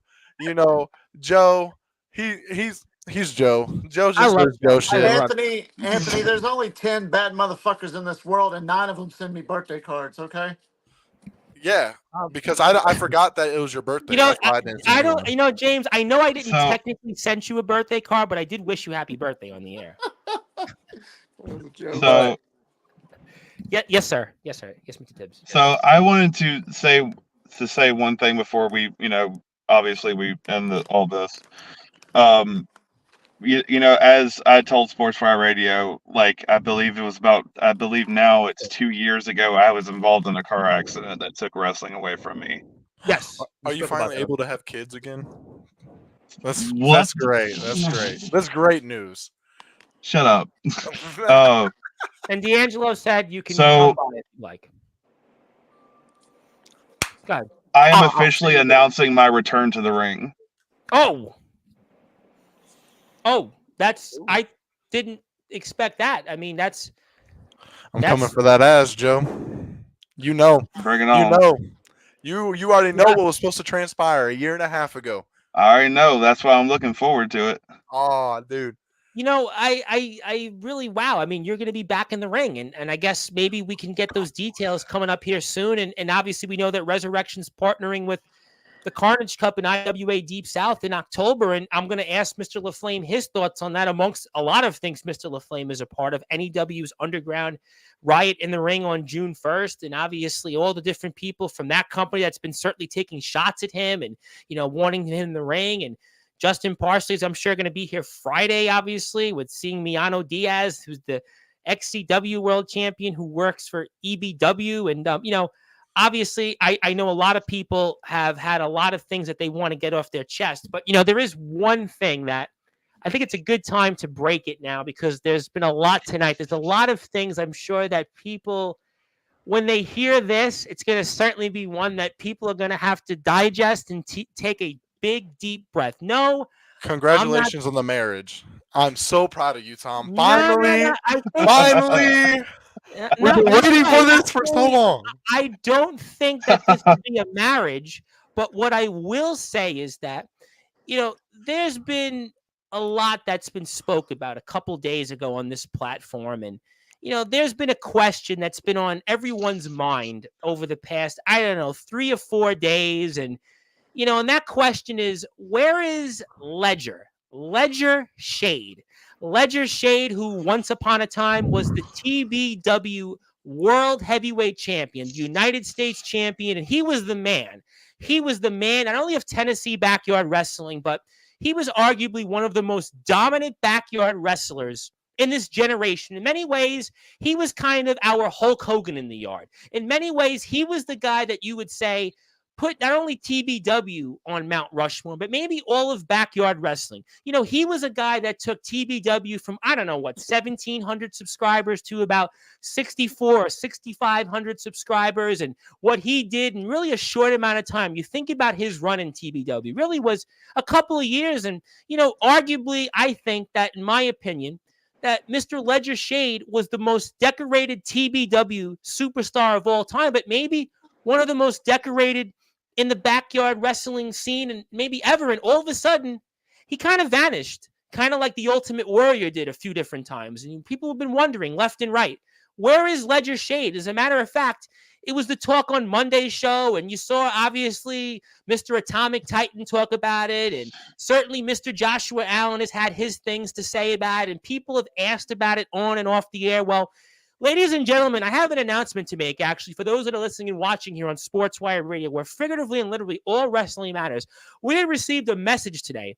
As a matter of fact, we had received a message from none other than Ledger Shade, that Ledger Shade is going to be here live Saturday night, May 18th, 9 p.m. Eastern Time, to address his whereabouts, to address his future, and to talk about his career in Tennessee backyard wrestling, and to talk about everything and anything that this man wants to talk about. Ledger Shade, obviously a man that maybe he is one of the most controversial names, maybe of all time in history. A man that took TBW and basically he took it to the moon. He would basically had a rocket ship strapped on his back, and he took TBW to places that basically not even independent promotions have gone to. We saw the TBW and Resurrection War. We saw what TBW has become, where TBW has gone on and been mentioned in Barstool, Making Iron Fitness. We've seen TBW become the mothership, right? We've seen everybody talk about TBW. But arguably, if it wasn't for Ledger Shade, and if it wasn't for what Ledger Shade did when his run as TBW champion, maybe we're talking about XCW. Maybe we're talking about DBW. Maybe we're talking about WCE, IMF. I don't know. But the facts are is that Ledger Shade is coming to address the nation. He's come here to Sportswire Radio. He has decided that he has heard enough. He has decided that he wants to talk. He has decided that he wants to get everything and anything off his chest. And he is going to be here live Saturday night, 9 p.m. Eastern time. I can guarantee you this. You have heard Anthony Steele all night. You've heard Justin Parsley. Well, he's always here. You've heard James Taylor. You've heard Joseph Tibbs talk about a number of different things. Jack Telt is going to be here Monday. D'Angelo the Flame's going to be here tomorrow. You've heard from a who's who of people on this platform. But this is one, honestly, if you are a fan of Sportswire Radio, you're a fan not only of backyard, underground wrestling, Tennessee backyard wrestling, but really all wrestling matters. Get the popcorn, grab your chair, grab a beverage, and sit back because Ledger Shade is speaking and he is addressing everything, like I stated, as anything. And when you think about this, there is a lot that this man has wanted to say. There is a lot that this man feels the need. The time is now. And there's very few times that I offer something or take an offer of something like this. But because this man has personally reached out and has decided that he wants to come on this platform and address pretty much, like I said, what happened to Ledger Shade. Think about it. The biggest what if, the biggest mystery in this sport has been what happened to Ledger Shade. Well, Saturday night, tune in because it's going to be, quote unquote, Anthony Steele. You might be the real deal or Justin Parsley might be the real one. But this is going to be a real doozy. And I can assure you that this is probably going to be, if I were to say it, the most must-see, must-watch, must-listen Sportswire Radio episode in history. I can truly say this. You better be there or be square. And there's really nothing else to say tonight other than you need to be here because Ledger Shade is requested a microphone. He has requested his opportunity to speak about every single thing that he wants to get off his chest. And we're going to celebrate this man. Yes, we're going to talk about what happened. We're going to talk about why Ledger why. We're going to talk about what happened in Tennessee backyard wrestling. But make no mistake, this is going to be a celebration of a man that deserves to be on the Mount Rushmore. This is a man that is arguably our Hulk Hogan. If it wasn't for Mr. Shade, think about where the community would be. All the pressure, all the things that he had to deal with, he's going to talk about that. And we're going to celebrate this, man. I can assure you, Mr. Steele, you thought that you had pipe bombs to share on this platform over the past few months. You thought that you could say what you want, but I want to say this. There is nobody like Tom Bryce with a microphone. There is nobody in this sport that pound for pound can go drop pipe bombs. And there is no pipe bomb that you have seen like this one. And Ledger Shade is going to be here to talk and some. And I promise you, this is going to be a pay-per-view like show. So make sure you be there. I thought you were gonna fire me from Sportswire Radio. I was like, damn. Matters here. But I can assure you, Mr. Steele and Mr. Tibbs, that this will be one that, I think that if you're out there, you're going to definitely want to tune into this one. Because I've talked to Ledger. Well, you might have spoke to this man, but this man addressed me today. And I've never met this man. I'm going to put it out there. I've never met this man. I've never spoken to this man. I don't really have any history with him. He never came on this platform, but he has decided that now is the time to come on to Sportswire Radio, where we're the home. We're the home that everybody comes on. The big boys have played here. Dean Allmark, R.P. Davis, Bentley, Luke Leyland, who fought in Dombay. We had Paige Palazzolo, our United States amputee women's soccer coach, Jason Facina. We've had boxers come on here. We've had Danny Burns, who played in the NCAA Final Four. Ledger Shade has decided that this is where he wants to address the nation. This is where he wants to talk. And he's going to be here live. And this is arguably going to be the most must-see, must-watch, must-listen interview in Sportswire radio history. And this is why we are the #1 global radio station. This is why I am your voice of all wrestling matters. And this is why I may not be a player, but I figuratively and literally get more plays than any other wrestling talk show host around the way. And that's why you're going to want to be here Saturday night, 9 p.m. Eastern time. Ledger Shade. And this is want to make this clear before we sign off. I know you're waiting. We're going to let you guys get a couple thoughts and we're going to go because I want to end it on this. But this is the only station, the only place that we let everybody speak. Nobody tells us where, who can we have on. Ledger Shade is here because he knows he's going to get a fair shake. He knows that he's going to get a chance to tell his story. And this is going to be one, I can assure you, like no other interview, and no other Sportswire radio interview you've ever seen. So you're going to want to be there, Anthony. Even you're speechless because you definitely were like, I didn't think that one was coming. I'm going to keep my thoughts to myself until we're off here. Well, you know what? I mean, I think at this point, I don't think there really, to me, is anything more left to say. I want to thank you, gentlemen, for your efforts to try to get some sense into this Silver Wolf. I hope it works out for him. I hope everybody out there enjoyed the interview. I want to thank, obviously, a few different people. My friend Angela out there, Angela Pink in the friendly confines of Brooklyn, said she loved the interview, and she's waiting for Saturday's show, and also says, congratulations, Mr. Tibbs, for getting back out there in the ring. She's rooting for you, and she's also rooting for you, Mr. Steele, to take over for me on Sportswire Radio after what happens with Mr. Shade. She's rooting for that. Want to say hello to my friend out there in California, Anastasia Racina. How you doing out there? I also want to thank everybody out there. And this is Sportswire Radio, the #1 global radio station where the big boys play. I was joined here by one and only Mr. Joseph Moore just now, who's the co-owner of our friends at Resurrection Pro Wrestling, who announced in October that we're going to see Carnage Cup, IWA Deep South to sponsor and work with Resurrection Wrestling. Also, we're going to see him back in the ring. Mr. Morris, Mr. Tibbs, D'Angelo the Flame is here at 10 o'clock Eastern time today to talk about that. And a man that is obviously, he might be, well, now the second most live one, most real one with a microphone. I'm talking about none other than Anthony Steele, the real deal, who's going to go into the Sportswire Radio Hall of Fame for a second time in the month of June.